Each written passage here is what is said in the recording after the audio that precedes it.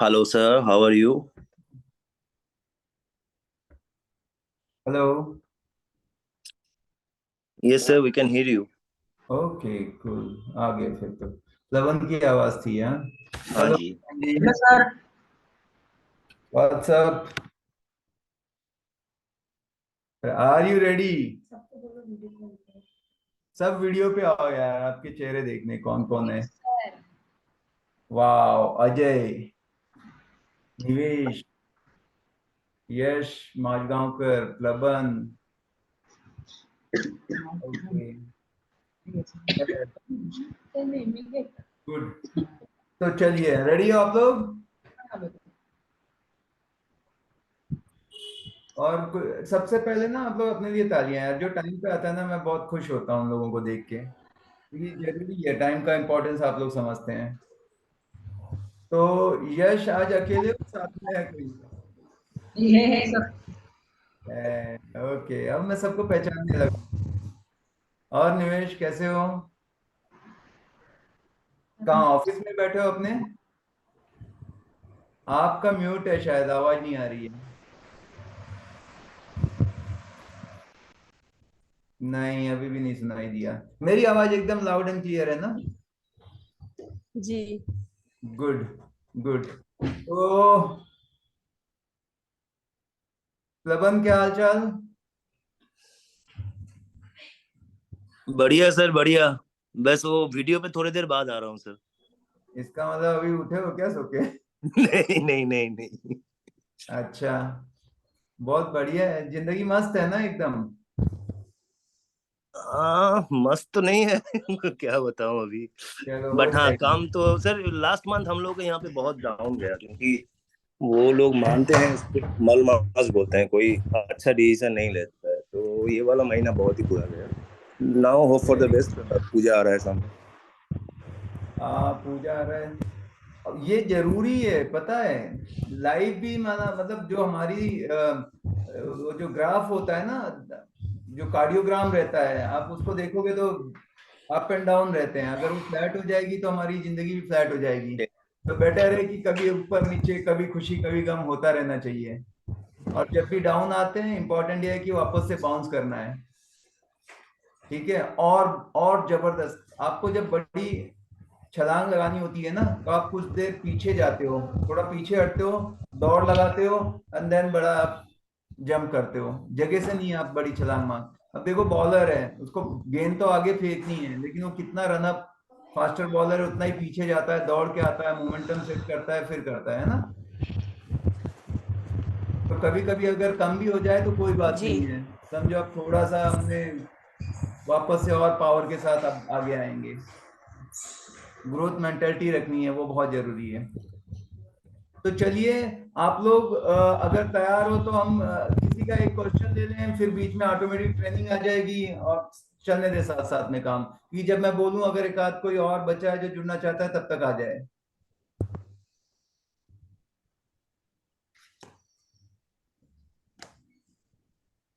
तो कोई है क्वेश्चन, या सबके क्वेश्चन खत्म? हाँ जी सर, है मेरे क्वेश्चन। बताओ, अजय जी बताओ।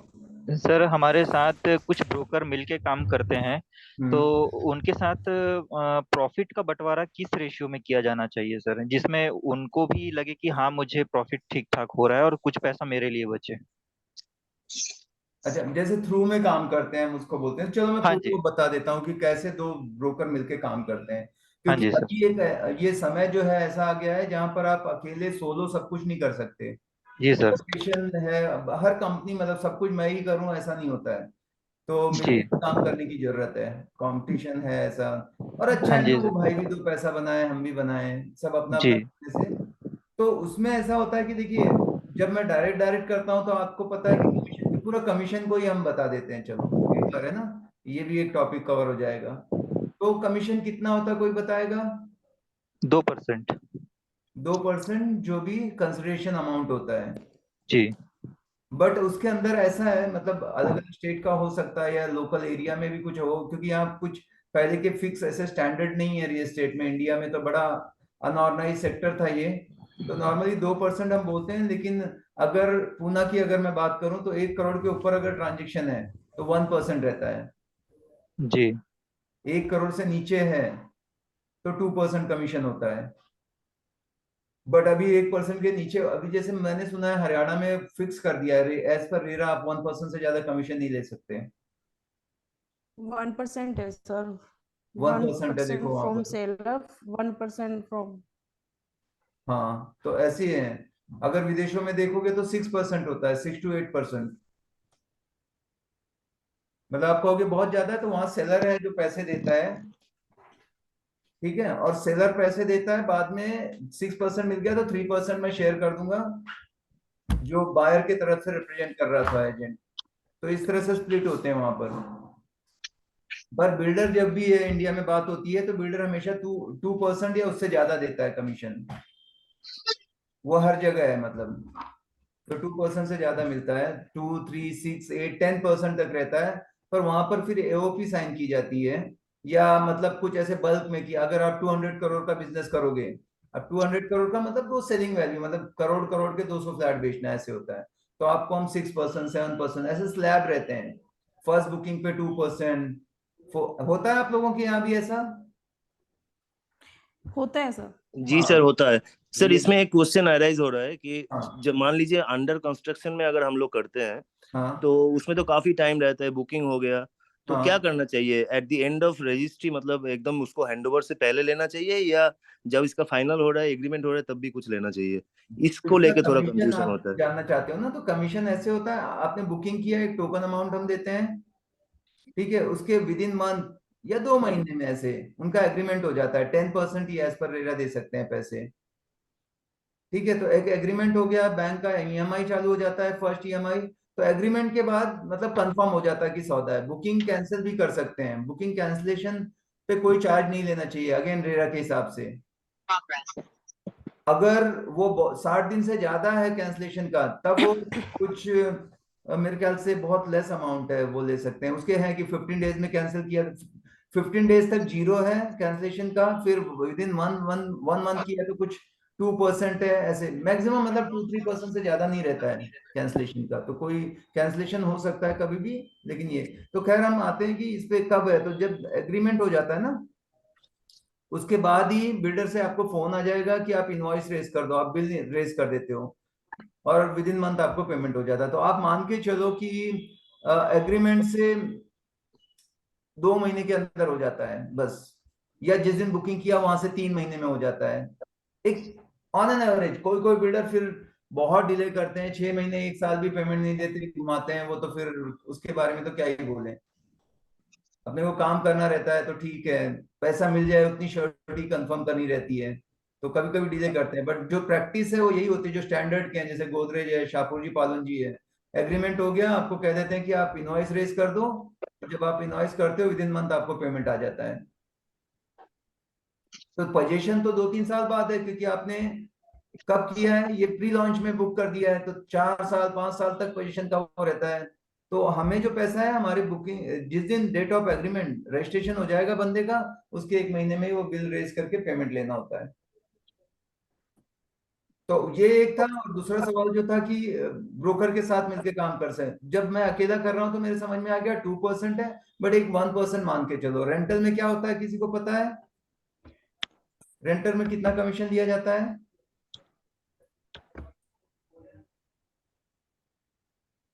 नहीं पता?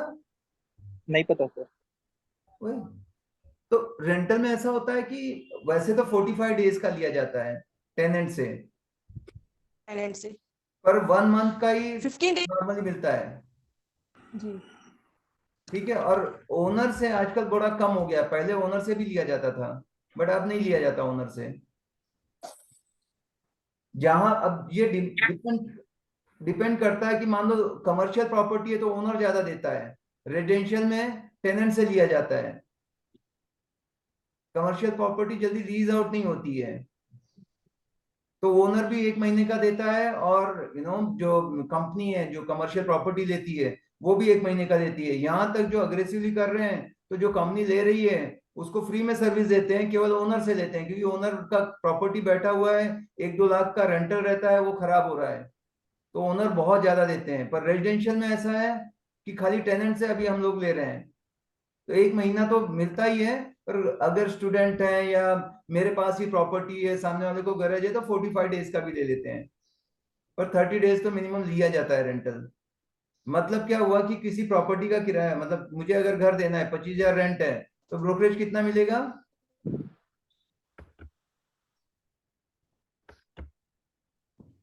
कितना मिलेगा? क्या बात है, सब लोग शांत बैठे हुए हैं। किसी ने रेंटल किया है, नहीं किया अभी तक? नहीं सर, हमारे यहाँ रेंटल का बिजनेस नहीं है सर। अच्छा, ठीक है। तो ये चीज होता है रेंटल में ना।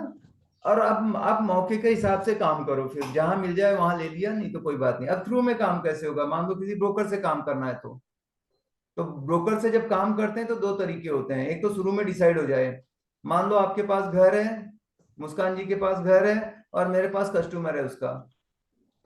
तो अगर हम दोनों मिलके काम कर रहे हैं तो साइड बाय साइड होता है। तो मुस्कान जी जो सेलर है उनसे ले लेंगी क्योंकि उनके पास प्रॉपर्टी थी, और मैं बायर से लूंगा क्योंकि मैं बायर को रिप्रेजेंट कर रहा हूं। अब इसमें कभी कभी ऐसा भी होता है कि दोनों डिसाइड कर लेते हैं कि मान लो वो बोल रहे हैं कि प्रॉपर्टी उनकी 1.5 करोड़ की है, पर ओनर बोल रहा है कि मैं 1 लाख से ज्यादा कमीशन नहीं दूंगा, तो उनको तो 1 लाख ही मिलेगा 1% के हिसाब से। और ये है, इनको ज्यादा मिल रहा है 1.5 लाख। तो उसमें ऐसे होता है कि दोनों जो भी होगा हाफ हाफ भी हम शेयर कर सकते हैं। बट ये शुरू में डिसाइड हो जाता है कि कैसे होगा। समझ रहे हो आप लोग? Yes sir. पहले ही क्लियर रहता है कि या तो दोनों में आधा, जितना भी पैसा है, मान लो एक पार्टी नहीं दे रही है बट सेल हो रहा है, तो उसको भी तो चाहिए ना पैसा, तो दोनों हाफ हाफ ले लेंगे। नॉर्मली ज्यादातर ऐसा होता है कि भाई आप बायर की तरफ से, बायर का जो भी है उससे ले लो, एक लो, दो लो, जो आपकी मर्जी है। सेलर का मैं लूंगा, साइड बाय साइड इसको बोलते हैं। पर अगर पहले से ही पता है कि ये ओनर नहीं देने वाला है, ये कई ऐसे लोग मिल जाते हैं आजकल, तो भाई जो भी आएगा हम हाफ हाफ ले लेंगे, कि तुम्हारी पार्टी कितना दे रही, मेरी कितनी दे रही है, तो जो गैप है हम ऐसे करते हैं, दोनों हाफ हाफ ले लेंगे। ये भी तरीका होता है। अब एक तरीका होता है कि थ्रू में काम होता है। वो क्या होता है? मान लो मेरे पास क्लाइंट है, अब सामने एक ब्रोकर है, पर वो ब्रोकर के पास डायरेक्ट प्रॉपर्टी नहीं है, वो थर्ड ब्रोकर के पास प्रॉपर्टी है, लेकिन वो जानता है, तो उसको बोलते हैं थ्रू में काम करना। तो उसमें ऐसा होता है कि भाई आप दोनों एक साइड का बांट लो, क्योंकि सेलर है और सेलर को दो लोग रिप्रेजेंट कर रहे हैं। क्योंकि लैंड जो बड़ी बड़ी डील होती है ना, 100 एकड़ 50 एकड़, उसमें बहुत ब्रोकर लोग इन्वॉल्व होते हैं। ऐसा नहीं कि अकेला मेरे पास प्रॉपर्टी भी हो, क्लाइंट भी हो, क्योंकि इतनी प्रॉपर्टी होती नहीं है। तो एक एक आदमी के पास ही रहती है, या वो कोई रेफरेंस जानते हैं ऐसे आदमी का, लेकिन किसी को बताते नहीं, तो बोलते हैं थ्रू में है। तो उसमें 3 लोग मिलके काम करने लगे, तो उस या तो पहले डिसाइड हो जाएगा कि भाई तीनों इक्वली डिवाइड कर लेंगे, या तो होगा कि बाहर के साइड से दो ब्रोकर हैं, तो दो, मतलब जो भी मिलेगा वो आपस में दो अपने हिसाब से बाहर का जो भी ब्रोकरेज आया बांट लें, और मैं मेरे साइड का लूंगा। अब इसमें कौन डिसाइडिंग करता है? जिसका स्ट्रांग है। मान लो एक प्रॉपर्टी है, बिक नहीं रही है, मैं बोलता हूँ मैं बिकवा दूंगा, तो भाई मेरे पास क्लाइंट है, तो फिर मैं अपने हिसाब से बोलूंगा देखो जमता है, मेरे पास क्लाइंट है, मैं बिकवाऊंगा, लेकिन बॉस मेरे को इतना पैसा चाहिए उसमें से। या मेरे यस पास सर। क्लाइंट है, प्रॉपर्टी मार्केट में है नहीं, एक ही बंदे के पास है, तो वो अपने टर्म्स कंडीशन जाता है। पर जो भी होता है, हमारा सौदा होने से पहले क्लियरिटी होनी चाहिए, क्योंकि बाद में बहुत सारे लोग झूठ भी बोल देते हैं कि भाई ऐसा है कि और एक आदमी इन्वॉल्व है। जब मेरा पहले एक बार किराए का हुआ था फाइनल, मुझे पूरा बताया नहीं सीन, मैंने क्लाइंट भेजा, उसने काम किया, और जब मैंने पैसा मांगने लगा कि अब आधा मिल जाना चाहिए, तो बोला यार उस पार्टी में और दो लोग इन्वॉल्व थे। एकदम शुरू में, मतलब जब मैं ऐसे साइड में ना हाथ साफ कर लेता था कि चलो एक कहीं से लीड मिल गई, मैं तो डायरेक्ट करूंगा नहीं। वो बंदा, मतलब पूना में ऑन एक एरिया है, तो वहां पे देखा एक ब्रोकर को, मैंने बोला यार मेरे पास क्लाइंट है, तुम्हारे पास प्रॉपर्टी कर लो। वो जान गया कि बंदा अनाड़ी है, ये रियल एस्टेट में करता नहीं है, बस इसको कोई मिल गया है जिसको इसके फ्रेंड सर्कल में रिक्वायरमेंट है, तो ये हाथ साफ करना चाहता है एज अ ब्रोकर बन के कि आधा मुझे मिल जाए। तो वो जब जान गया, उसने डील कर ली, और जब पैसा देने की नौबत आई, तो मेरा एक्सपेक्टेड था कि मुझे इतना मिलेगा, कुछ 18,000 कुछ ऐसे था, पर हाथ में उसने 6,000 दिया। मैंने कहा ऐसे क्यों? तो बोला नहीं नहीं, इसमें दो लोग और इन्वॉल्व थे, ये सब बांट के। मैंने बोला बताना चाहिए। वो बोलते हैं लेना है तो लो। तो मैंने कहा यार ये गड़बड़ हो गई। तब से फिर थोड़ा सा लगा कि खुद ही काम करना चाहिए, नहीं तो लोग बोल देते हैं। तो ये पहले क्लियर हो जाता है कि कितना है हमारे बीच में, भी और भी कोई है या नहीं है। समझ में आ रहा है ये सारी चीजें? जी सर। जी। और कोई सवाल? अजय, आपको आया, क्लियर हो गया आपका जो आप पूछ रहे थे? सर सर ये बिल्कुल क्लियर हो गया, ये परसेंटेज वाला सिस्टम है, लेकिन हमारे यहाँ गाला सिस्टम चलता है सर। जैसे अच्छा, किसी ने एक को रेट दे दिया, उसके ऊपर जो अमाउंट आ रहा है उसको किस रेशियो में बांटेंगे, मेरा क्वेश्चन ये था। वो पहले डिसाइड कर लो ना। मान लो कि 80 लाख की प्रॉपर्टी थी, ठीक है। जी। हमने कोई कमीशन पे बात नहीं की। मैंने हम्म। ओनर को बोला मैं आपका 85 में या 90 में बिकवाऊंगा, जो भी ऊपर 80 के 80 आपके हाथ पे चाहिए, ऐसी बात होती हो। जी। जी। हाथ में आपको 80 दे दूंगा, ऊपर मैं 1 करोड़ की बेचूं, जो भी है वो मेरा है। जी। अब ज्यादा चांस है कि इसमें जो प्रॉपर्टी वाला है, जो रिप्रेजेंट कर रहा है सेलर को, वो पैसे जी। वो पूरे रख लेगा, क्योंकि वो दूसरे ब्रोकर से यही बताएगा कि भाई 1 करोड़ में है मेरे जो प्रॉपर्टी है। अब एक अच्छा। करोड़ में बेच रहा है तो ये थोड़ी ना बताएगा 20 लाख मैंने कमाए हैं। हम्म। वो नहीं बताएगा। वो बोलेगा आप अपने साइड का ले लो, जो भी है आपका, जो भी जो बायर है जो दे रहा है दे दो। वो नेगोशिएट कराएगा, नेगोशिएट करा के हो सकता है 90 में बेच ले। अब इस केस में एक तो बता के होता है काम, और एक तो होता है चुपचाप कर लेना, जो गाला खाना बोलते हैं ना। जी। उसमें होता है कि मान लो मैंने 80 लिया, ओनर हम्म। को अगर बता दिया कि मैं 90 में बेच रहा हूं, तो वो पलटी मार देगा कि भाई यार मेरी प्रॉपर्टी में ये बंदा 10 लाख कमा रहा है। वो बैकआउट हो जाएगा, सोचेगा ये प्रॉपर्टी बहुत महंगी थी, इस आदमी ने मुझे गलत इंफॉर्मेशन देके बताया कि ये तो बहुत ये है, इतने की बिकेगी, मुझे 80 लाख के लिए कन्विंस किया, वो 10 लाख कमा रहा है। तो वो जी। चांसेस हैं। तो इसमें वो क्या करता है होशियारी, जो ब्रोकर है, वो ये करता है कि ओनर को बोलता है कि जो सामने वाली पार्टी है हम्म। ना, ठीक। सामने वाली पार्टी को बताएगा कि भाई ओनर 10 लाख कैश में मांग रहा है। मतलब दोनों के नॉलेज में अब क्या, पेपर पे तो 80 कर रहे हैं सारे, जो भी कम्युनिकेशन हो रहा है 80 का हो रहा है। और वो जी। बोलेगा कि ओनर का 10 लाख बताना नहीं है, क्योंकि हम्म। ओनर ये नहीं चाहता कि पिक्चर में आए बताए कैश ट्रांजेक्शन के बारे में। मेरे को 90 में बेचना है, 80 हम ऑन पेपर दिखाएंगे, उसका पेपर बनाएंगे, एग्रीमेंट वैल्यू पे वो रहेगा, 10 लाख मुझे कैश में चाहिए। और ये बीच में इन्वॉल्व रहता है कैश लेन देन में, तो ये 10 लाख ऊपर का ऊपर ही रख लेता है। अच्छा। तो शुरू में मैंने एक दो कांड किए हैं ऐसे गाला खाने वाले, पर इतना ज्यादा नहीं कि 10 लाख, 2-3 हाँ। लाख का हमेशा हो जाता था कि किसी की प्रॉपर्टी आती थी, मुझे बोलता था कि मतलब 80 इसलिए याद है कि 80 वाले सौदे में ही मेरे को फायदा हुआ था ये। तो बंदे ने बोला, मैंने उसको बोला, पूछा क्या वैल्यू है, मैंने बोला सर देखो अभी मार्केट ऐसा है, 80-82 तक मिल जाए तो बहुत अच्छा है। और फिर जब सामने वाली पार्टी आई, तो जब मेरा क्लाइंट रहता है तो मैं बड़ा ईमानदारी से मतलब बता देता था कि भाई इतना है। पर ब्रोकर है सामने वाला, तो अपन थोड़ा भाव खा के ही बोलते हैं। तो मैंने उसको बोला भाई 90 के नीचे एक पैसा नहीं होगा, देखो कहो। और उसका कस्टमर जोरदार निकला, वो तैयार हो गया 90 के लिए। अब मैंने बोला सनत अपना हिसाब है, सामने वाला तो 80-82 के लेके बैठा था, अब मिल रहे हैं 90, इसको कैसे करूं हजम। तो उसके लिए फिर दिमाग लगाते रहा बाद में, पर वो फेल हो गया। मतलब कई किसी तरीके से, मतलब मैं इतना नहीं कर पाया सफाई से काम, ऐसे समझ लो। पर जी। जब ओनर को पता लगा तो उसने बेचा 90 में, लेकिन मुझे कुछ नहीं दिया। मतलब मेरा जो ब्रोकरेज था उतना ही दिया, बोला नहीं अगर करना है मैं सौदा करूंगा, लेकिन जितना मिला है पूरा। पहले वो तैयार था कि मुझे हाथ पे इतना चाहिए, मतलब हम्म। 80-82।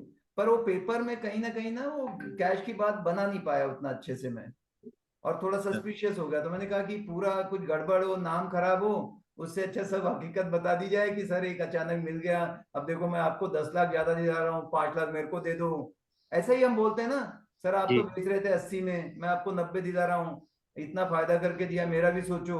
पर वो आदमी उल्टा हो गया, उसने बोला कि तुमने गलत बताया मेरे को, इसका मतलब वैल्यू ज्यादा है, अब मैं रोकूंगा, होल्ड करूंगा, बहुत डिमांड है, लोग 90 दे रहे हैं। तो कभी कभी बहुत अच्छा भी हो जाता है ना, तो थोड़ा होल्ड करो और बताओ। जैसे कई बार ऐसा हुआ कि मैंने ऐसे प्राइस दिखाया और तुरंत कस्टमर एक ही दिखाया और बिठा दिया, तो वो आदमी सोचता है कि यार ये तो बहुत जल्दी हो गया सौदा। तो थोड़ा नौटंकी करते रहो, भले एकदम तैयार है क्लाइंट ना, तब भी बोलो नहीं सर वो बोल रहा है इतने में करो, ऐसे करो, तब जाके थोड़ा सा धीरे धीरे जाके उसको क्लोज करो। समझ गए क्या होता है गाला। हाँ जी तो सर। गाले में अपना जो जो प्रॉपर्टी बेचने वाला है मोस्टली वही खाता है, क्योंकि उसके पास वो क्लाइंट है और उसके वजह से फायदा हो रहा है। जो बायर है उसने तो उसमें कुछ किया नहीं, हो तो बायर को मैं कोट ही कर रहा हूँ, मेरे प्रॉपर्टी इतने का है, मेरा जो ओनर है बोल रहा है इतना मेरे को चाहिए, इतना कैश चाहिए, इतना चाहिए, है क्लाइंट तो बोलो, जी। कोई बात नहीं। हाँ पर अगर दोनों को पता लग गया है, आप लोग बहुत अच्छे से, वो भी आपको इतना ही सपोर्ट करता है, खुल के हम्म। काम करता है, आप भी करते हो, तो बेटर है कि विन विन रहे, लॉन्ग टर्म की सोचना है तो बता दो यार इसमें देख ऊपर इतना पैसा आ रहा है, तो तेरे क्लाइंट को समझा कि कैसे समझाना है और कैश मांग, और दोनों मिलके काम कर लो तो अच्छा है, आधा आधा। पर जो होता है पहले डिसाइड हो जाता है ये दोनों में। बाद में ऐसे ना हो कि उसका ब्रोकर मेरे ओनर को भी बता दे और कुछ बाद में और ही खेल हो जाए, क्योंकि एक ऐसी गलती आपको तुरंत तो 2-5 लाख मिल गया, लेकिन जिंदगी भर में बहुत परेशानी करेगी। मैंने एक दो ऐसे कारनामे किए हैं, मैं ऐसे नहीं कहता कि शुरू में नहीं किए हैं, जो गलतियां या लोग जो सोचते हैं वो सब किया, लेकिन जैसे ही पता लग गया कि ये गलत है, नहीं करना चाहिए, फिर मैंने छोड़ दिया।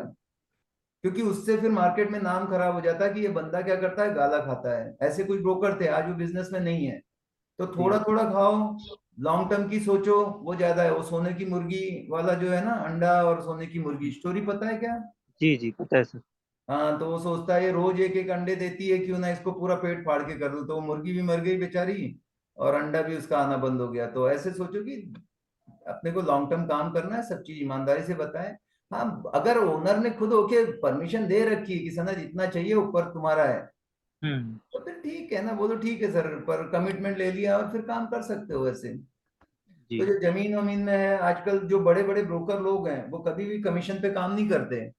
जी वो बड़े काम लेते हैं और सीधा बोलते हैं भाई मेरा इसमें इतना रहेगा, मैं आपका जो चीज है इसका मार्केट वैल्यू ये है, आप चेक कर लो मार्केट में, मेरे को मत काम दो। ये 1 करोड़ का है, 1 करोड़ आप देख लो, दूसरे ब्रोकर से काम कर लो। मेरा है कि मैं मेरी एक्सपर्टाइज लगाऊंगा, मेरे पास ऐसे एनआरआई क्लाइंट है, जो भी बोल बच्चन डालना है, पर इसके ऊपर जो रहेगा मेरा रहेगा। वो 5 है 10 है नहीं है, वो आपको मतलब नहीं है, आपके हाथ में इतना से है। अगर वो एग्री है तो मैंडेट एक साइन कर लेते हैं कि भाई ठीक है, हमने ये एग्री किया, ये प्राइस पे ये सेल होगा, कॉन्ट्रैक्ट साइन हो जाता है। उसके बाद मैं मार्केट में कितना प्रमोट करता हूँ, क्योंकि मेरा खर्चा है, मैं बताता हूँ। मैं इतना रोज का रोज ऐड पे खर्चा करूंगा, यहाँ पे कांटेक्ट करूंगा, कैंपेन करूंगा, तो मैं पैसे डाल रहा हूँ, उसको प्रमोट करना मेरा काम है, आपके हाथ में मैं उतना दे दूंगा। और इतने टाइम में बेच के दे दूंगा आपको, 3 महीने 2 महीने, ऐसा मैंडेट साइन होता है दोनों में। जी। तो उस हिसाब से भी काम होता है। सर हमारे तरफ ना छोटे सौदे भी वो गाला सिस्टम में ही रहता है, क्योंकि जो क्लाइंट रहता है, जो इंडिया क्रेता। में देखो, आप हर एक जगह जाओगे ना, हर जगह की एक अपनी कहानी है। तो जैसा देश वैसा भेष, आप जान गए कि यहाँ गाला सिस्टम चलता है ऐसे, तो वैसे काम करो। जी सर ये छोटा गाला में ओनर के साथ कोई एग्रीमेंट करना चाहिए क्या? क्योंकि अगर देखो रजिस्ट्री के आज टाइम कोई पैसा करता आपको है मिल नहीं, गया, देखो कोई एग्रीमेंट करता नहीं, लेकिन बात से ही थोड़ा सा ना एक उनका कमिटमेंट तो ले ही लो। समझ रहे हो ना? मतलब कॉल वॉल रिकॉर्ड कर ले, ऐसा कुछ करना पड़ेगा? यार मैं क्या करता हूँ, रिलेशन बहुत अच्छे रखता हूँ। आपके लिए हमेशा याद रखो, बायर इंपॉर्टेंट नहीं है, सेलर इंपॉर्टेंट होता है, जिसकी प्रॉपर्टी है। वो अगर आपके पास है तो ऑटोमेटिक आप, मतलब कि अगर समझो आपको एक प्रॉपर्टी बेचनी है और आपने बोला सनद के अलावा मैं किसी का नहीं बेचूंगा, तो मेरा पैसा तो उसी दिन बन गया ना। तो रिलेशन ज्यादा बिल्ड करो कि ये सब नौबत ना आए लिखा पढ़ी पेपर। और प्रिकॉशन के लिए फ्रेंडली उसमें बोल देने का कि सर एक फॉर्मेलिटी के लिए एक साइन करना पड़ेगा, ये हमारी बातचीत हो गई है, या मैसेज में डाल देता हूँ कि सर अभी हमारी बात हुई है और उसमें ये अपडेट है कि जो भी बेचेंगे ये प्राइस रहेगा, ऊपर का ये रहेगा, क्लियर है ना, ओके कर दो। तो ऐसे कहीं ना कहीं रहे तो और ज्यादा सेफ है। ठीक है, तो छोटा हो बड़ा हो जो भी है, चीजें वही है। अच्छी कम्युनिकेट करो, ट्रस्ट बिल्ड करो, रिलेशनशिप अच्छे रखो, तो कोई कुछ ऐसा नहीं कि नुकसान पहुंचाएगा। यार आप उसका बेच के दे रहे हो, टाइम पे दे रहे हो, 2 पैसा दिला रहे हो, तो ऐसा नहीं वो बोलेगा कि इनको एक भी पैसा नहीं मिले। उनको बोलने का कि इतना मैं जो है मार्केट में ऊपर ये है, अगर मैं 10 मतलब 2 टक्का नहीं कमाऊंगा तो मेरा फायदा क्या है, बोल के ले। वो करेगा, और बोलो देखो आपका काम कैसे करके दे दिया। और वो डील को अपने हाथ में रखो। मान लो अगर वो लग रहा है तो कभी भी आप रोक सकते हो, इतना कॉन्फिडेंस होना चाहिए कि सर अगर आपको लगता है ना, आज का आज मैं बोलता हूँ डील कैंसिल करने को। अगर आपको लग रहा है मैंने सस्ते में बिकवा दिया, आप ऐसे कर रहे हो, तो इतना मेहनत किया ये सब है, नहीं तो मैं कर रहा हूँ डील क्लोज, तो वो डर जाना चाहिए यार, डील क्लोज करने की क्यों बातें करते हो, ठीक है मैं आप ले लेना अपना। मान जाते हैं लोग, उनको भी समझ में आता है। ठीक है। सर, जैसे अब मैं ब्रोकर भाई के साथ लॉन्ग टर्म के लिए काम करना चाह रहा हूँ, प्रॉपर्टी मेरे पास है, तो मैं उनके साथ 60-40 रेशियो पे काम करता हूँ सर। मैं उनको ये बता देता हूँ कि ऑनर को इतना चाहिए, और जो ऊपर का प्रॉफिट जो जो भी जितने में भी डील होगा, उसमें 60% ब्रोकर को मिलेगा और 40% मुझे मिलेगा। क्या ये सही है? ये आप पे डिपेंड करता है, हर चीज सही है। ये person to person, case to case, सब जगह डिपेंड रहता है। फिक्स नाम की कोई चीज नहीं कि एक यही चीज है। इसीलिए तो पूरे इंडिया में आज तक कहीं एक चीज बना नहीं है, ना गवर्नमेंट ने बनाया, इतना बड़ा रेरा बनाया, लेकिन कमीशन को लेके सबकी मर्जी है। जी। तो जहां पे जो जैसे चलता है देखो। हम्म। अपने को भी दो पैसा मिले, सामने विन विन हमेशा बेस्ट रहता है। मैं क्या करता हूँ, मेरा एक डायलॉग है कि देखो ऐसा करते हैं यार, आपको भी तकलीफ ना हो और मैं भी खुश हो जाऊं। तो जी एक ऐसा सेंटेंस है कि दोनों मीनिंग क्लियर हो रहे हैं। दोनों भाई ने काम किया, अकॉर्डिंगली इतना पैसा। अभी मैंने एक डील किया, अब मेरा कुछ था नहीं, मैं नहीं करता तो वो किसी के साथ बुक करने वाला था, पर मैंने एक दोस्त को बोल दिया कि भाई देख तू कर ले। उसने जाके मेहनत डाली, जो भी है उसको दिलाया। फिर उसका फोन आ गया कि हम पहले भी बात नहीं की, उसने बोला कि सनत आपका क्या एक्सपेक्टेशन है। मैंने बोला कि देख ले यार, आधा आधा दोनों कर लेते हैं। मैंने एकदम पका पकाया क्लाइंट भेजा और क्लोज हुआ। तूने भी मेहनत की है। तो वो बोला ठीक है सनत, आगे भी हम काम करते रहेंगे। पहले उसके मन में था, क्योंकि ऐसा चलता है कि अगर कोई खाली रेफरेंस दे देता है, मान लो कि अजय आप जहां भी कर रहे हो और मैं खाली एक नंबर भेज देता हूँ कि इनको छत्तीसगढ़ में एक प्रॉपर्टी चाहिए, जी तो उसमें 25% ही बनता है। मान लो 1 लाख आया तो 25 मुझे जाएगा, क्योंकि अजय भाई ने डॉक्यूमेंटेशन किया, उनके लिए भागा, पेट्रोल लगाया, टाइम दिया। मैंने तो खाली एक जी नंबर भेज दिया था कि देखो ये वहां पे देख रहे हैं। तो खाली रेफरेंस का 25 से 30% बनता है कमीशन। पर अगर जी। दोनों मिलके काम करते हैं किसी चीज पे, देन दोनों का हाफ हाफ बनता है। अच्छा। जी सर। या फिर जिस मेरे पास प्रॉपर्टी है लेकिन बाहर 10 घूम रहे हैं, ऐसा भी हो सकता है। तो फिर उसके लिए बस मैं इतना बोलूंगा कि भाई जो भी आएगा मैं उसमें से इतना दूंगा, अगर काम करना है तो देखो। हम्म। तो फिर मैं डोमिनेट कर सकता, तो मौका देख के। अभी मेरे पास प्रॉपर्टी आती है, पर अभी ओनर को बहुत जल्दी है कि सनद निकालो यार, बहुत है, इतना लेट हो रहा है, तो मैं कैसे भी काम कर लेता हूँ, कोई भी है ब्रोकर के। पर अगर ओनर बोलता है कोई जल्दी नहीं है सनद, आराम से करना है, तो फिर मैं सोचता हूँ इसमें से जितना ज्यादा पैसा कमा सकूं, डायरेक्ट डील करूं। इनफैक्ट मैं ब्रोकर के साथ काम ही नहीं करता उस प्रॉपर्टी में। मुझे जी पता है कि मेरे से ही चली जाएगी, हफ्ते की जगह 10 दिन लगेगा, ओनर को कोई जल्दी नहीं है, तो मैं क्यों आधा शेयर करूंगा। मैं मार्केट में बताता ही नहीं। इनफैक्ट हमारी अभी ये प्लानिंग है कि ये ब्रोकर जो दूसरे हैं उनकी प्रॉपर्टी देखो, लेकिन अपनी दूसरे ब्रोकर को मत दिखाओ। क्योंकि जी पूना में ऐसा है कि प्रॉपर्टी की बड़ी कम है, इन्वेंट्री है नहीं लोगों के पास। तो मैं अपने क्लाइंट जो हैं वो दूसरे ब्रोकर के प्रॉपर्टी दिखा दिखा के उनके थ्रू कर लेता हूँ। पर जब मेरे से कोई पूछता है कि तुम्हारे पास सनद ये है क्या, तो मैं बोलता हूँ नहीं है। या मेरी जो नहीं बिक रही है, या जो बहुत ज्यादा प्राइस मांग रहे हैं, मैं वही प्रॉपर्टी उनके साथ शेयर करता हूँ। इसके पीछे दो वजह है कि एक तो क्या होता है कि प्रॉपर्टी मार्केट में लीक हो जाती है, डेटा सबके पास है, वो कॉल वॉल करके निकाल लेते हैं कि यहाँ पर इसके पास प्रॉपर्टी। एक ब्रोकर आएगा दिखा देगा, अब वो जाएगा बताएगा, बोलेगा अरे सनत के पास तो ये भी है, तो वो कहीं ना कहीं से कांटेक्ट करके निकाल लेते हैं। तो मैंने काम बंद कर रखा है, अपनी प्रॉपर्टी नहीं दिखाता उन लोगों को। हाँ, उनकी मैं देख लेता हूँ चालाकी से। तो उसकी प्रॉपर्टी भी बेच दी मैंने, पैसा बनाया और अपनी अपने पास संभाल के रखी। पर कोई ऐसा केस है जहाँ पे एकदम ओनर उतावला हो रहा है कि जल्दी करो यार, ये है, टेंशन है, तो मैं तो ये कॉमन सेंस लगाना है कि किसमें ज्यादा फायदा है। गलत सही या फिक्स ऐसा कुछ नहीं होता है, ये बिजनेस है। समझ रहे हो आप लोग। जी। जी Yes, सर। sir. अब ये जो सीक्रेट है ये इसी प्लेटफॉर्म पे बताए जा सकते हैं आप लोग, और कहीं नहीं कोई बोलेगा इतना खुल के। क्योंकि मैं बिल्कुल ये सर। समझता हूँ कि अपने सब खास लोग बैठे हैं और इनको जो बेस्ट है वो बता दें, बाकी चीजें तो यूट्यूब चैनल है जो आप सुनते ही रहोगे।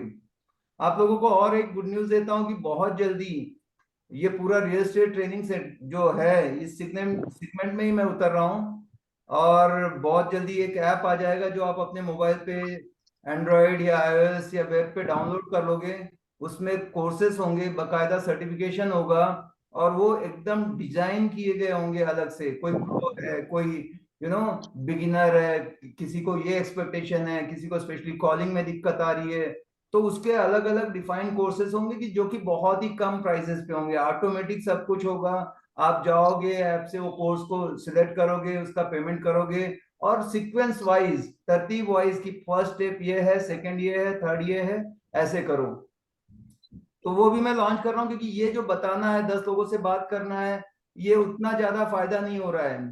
बोलते हैं ना, एक शर्ट को सुखाने में 1 घंटा लगता है, और अगर 100 शर्ट हो तो कितना टाइम लगेगा? उतना ही टाइम लगेगा सर। एक ही उतना ही घंटा। time. तो हम लोग क्या कर रहे हैं, 10 लोगों में 1 घंटा दे रहे हैं। मैं चाहता हूँ ये 1000 लोगों में हो, पर उसमें फिर बहुत मैन पावर इन्वॉल्व करके नहीं, टेक्नोलॉजी का लिवरेज फायदा करके हम करेंगे, उसको प्रमोट करेंगे बिग वे। लेकिन मैं गारंटी देता हूँ जो उस कोर्स को कर लेगा कंप्लीट, उसकी सक्सेस गारंटी होगी। अपने आप को 3 से 5 साल का मार्केट में टाइम दें। ऐसा छोटा ना सोच के आए कि 3 से 6 महीने में कर लूंगा। और जो बताया गया है उसको एग्जैक्टली वैसे ही रेसिपी दें, जैसे बोला वैसे ही करें। देखना, यहाँ कोई फेल नहीं होगा और हर कोई पैसे बनाएगा यहाँ पे। तो जो रियल एस्टेट की जो फेलियर है, 95% लोग आते हैं चले जाते हैं, 5% लोग भी टिकते हैं जो पैसा बनाते हैं। उसमें भी 2% लोग हैं जो एकदम लाइफस्टाइल है, जिनके पास पैसा भी है, समय भी है, एंजॉय भी कर रहे हैं। 5% लोग ठीक ठाक बनाते हैं। तो हमें वो, हमारे से जो भी क्वालिफाई होके जाए वो सब वो 5% में आए, ऐसा हम लोग प्लान कर रहे हैं। बढ़िया रहेगा। कितने लोगों को लगेगा बढ़िया? और कितने एक, लोग जो उस कोर्स को करना चाहेंगे, ऐप को डाउनलोड तो आए करो। हाँ जी सर। लिखते रहो, मैं देखता हूँ चैट बॉक्स में।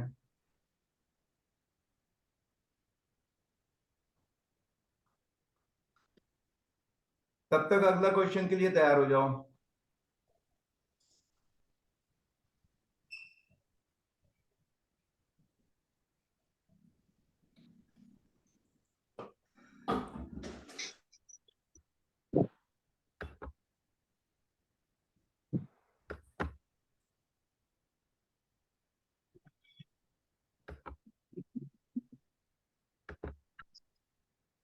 मैं अपना फेस लाना चाहता हूँ, क्यों नहीं आ रहा है वीडियो?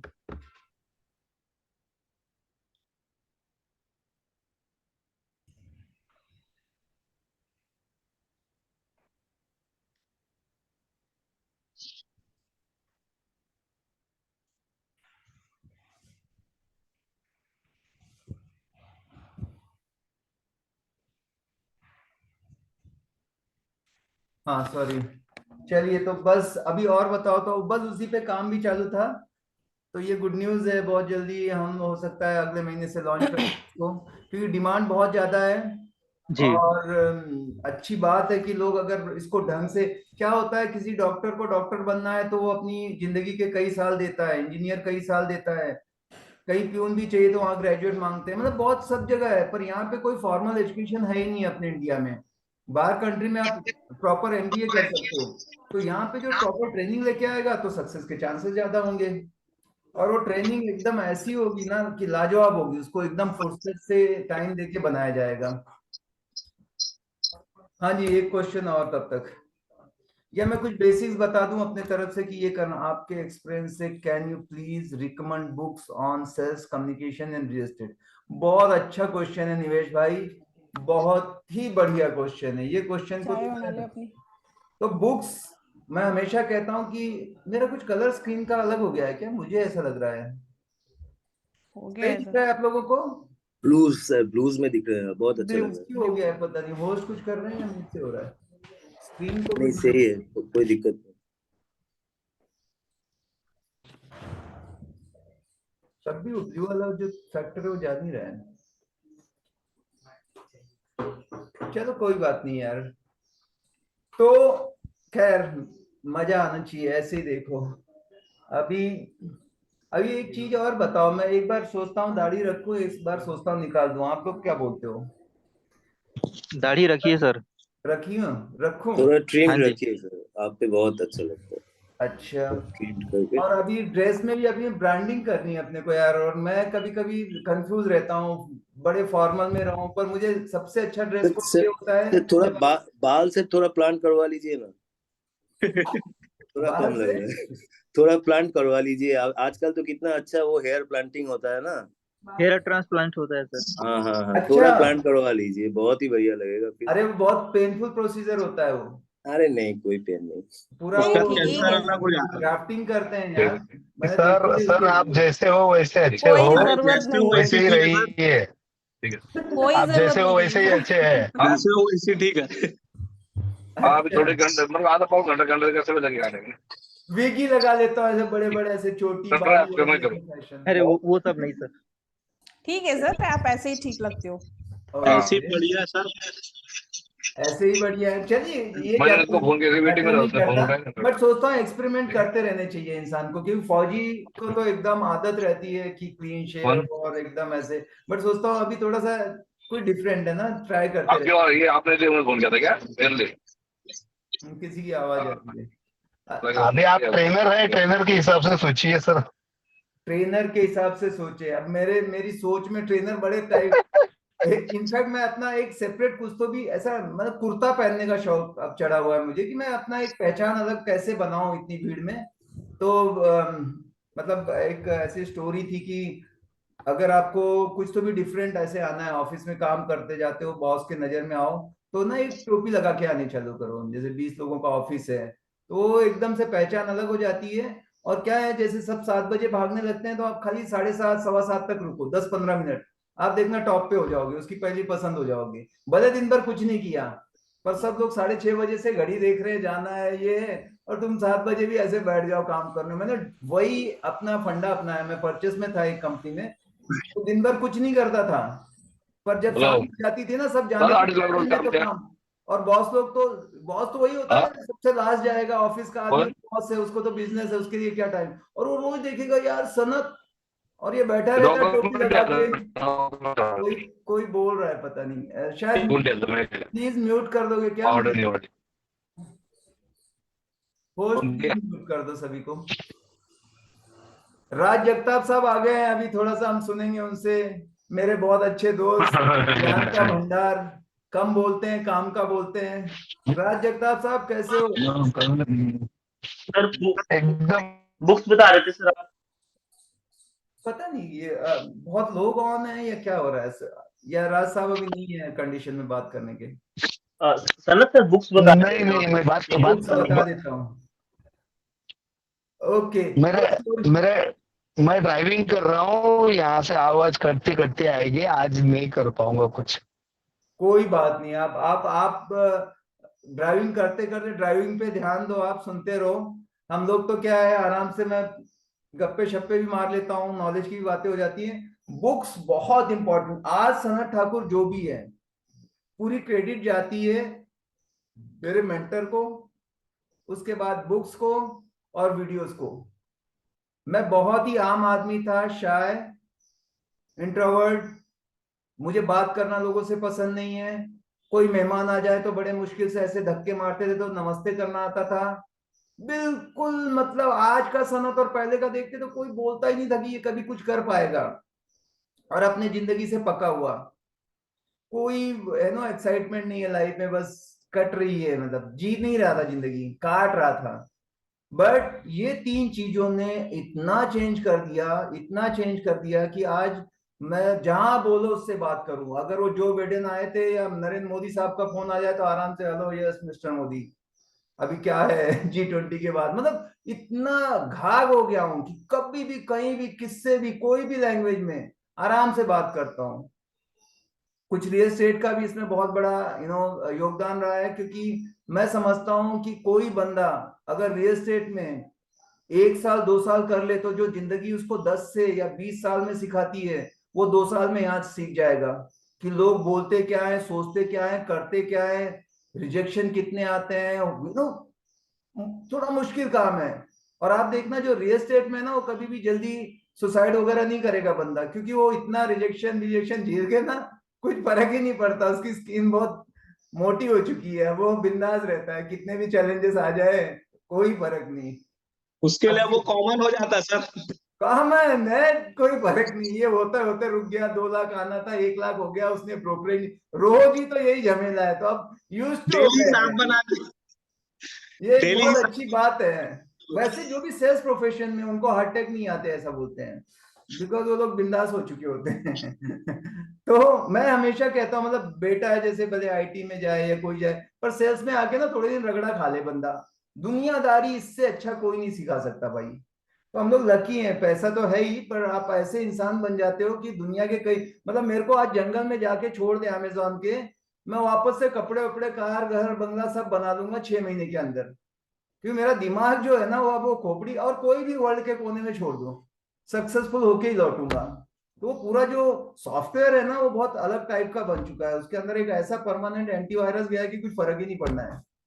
तो अब बुक की बात आ जाती है, तो सबसे पहली बुक, या हमेशा आपको how to win friends and influence people पढ़नी चाहिए। वो बुक इतनी जरूरी है कि जिसका कोई, मैं कितना कहूं, बस वो बुक को कितनी बार पढ़ो वो इंपॉर्टेंट है।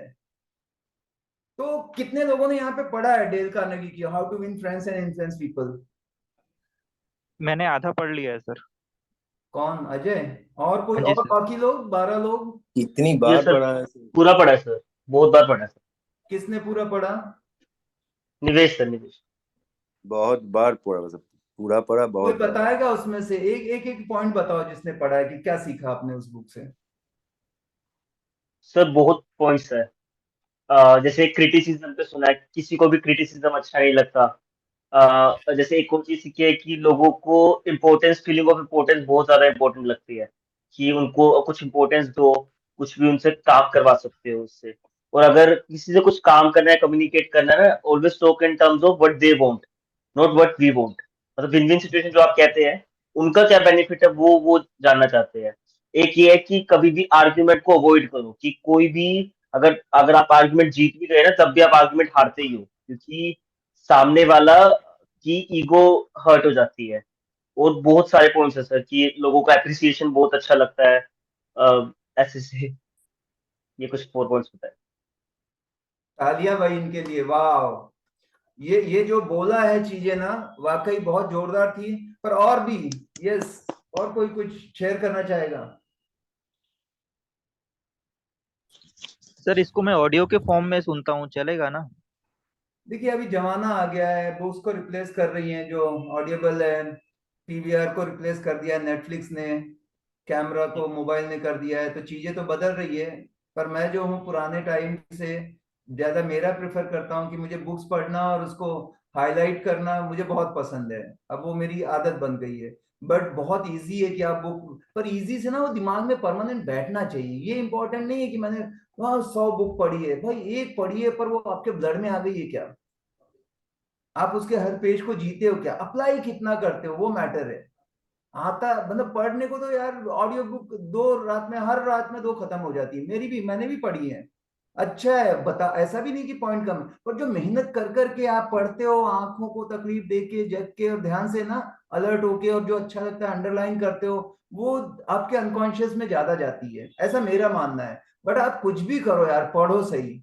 अब उसमें बुक में भी तो लोग समरी बना बना के डाल देते हैं, बट वो समरी जो बनाता है वो बंदा अपना दिमाग लगा देता है कि मैंने उससे क्या लाया। सेम बुक 2 लोग पढ़ोगे ना, तो वो दूसरा कुछ अलग ही बताएगा। फिर हम अपने हिसाब से लेते हैं जो हमें ठीक लगता है। तो ये एक चीज है। तो देखो, ऑडियोबल इट्स ओके, बट पढ़ो यार, कुछ भी है, बुक्स बहुत इंपॉर्टेंट है। तो पहली बुक है how to win friends and influence people. अगर मेरा सिर डाउन होता है, या मेरे रिलेशन खराब होते हैं, या कहीं भी कोई दिक्कत आती है, तो वो बुक को मैं एक बार फिर से पढ़ने लगता हूँ, क्योंकि हम लोगों के बिजनेस में हैं। लोक व्यवहार आना बहुत जरूरी है दुनिया में।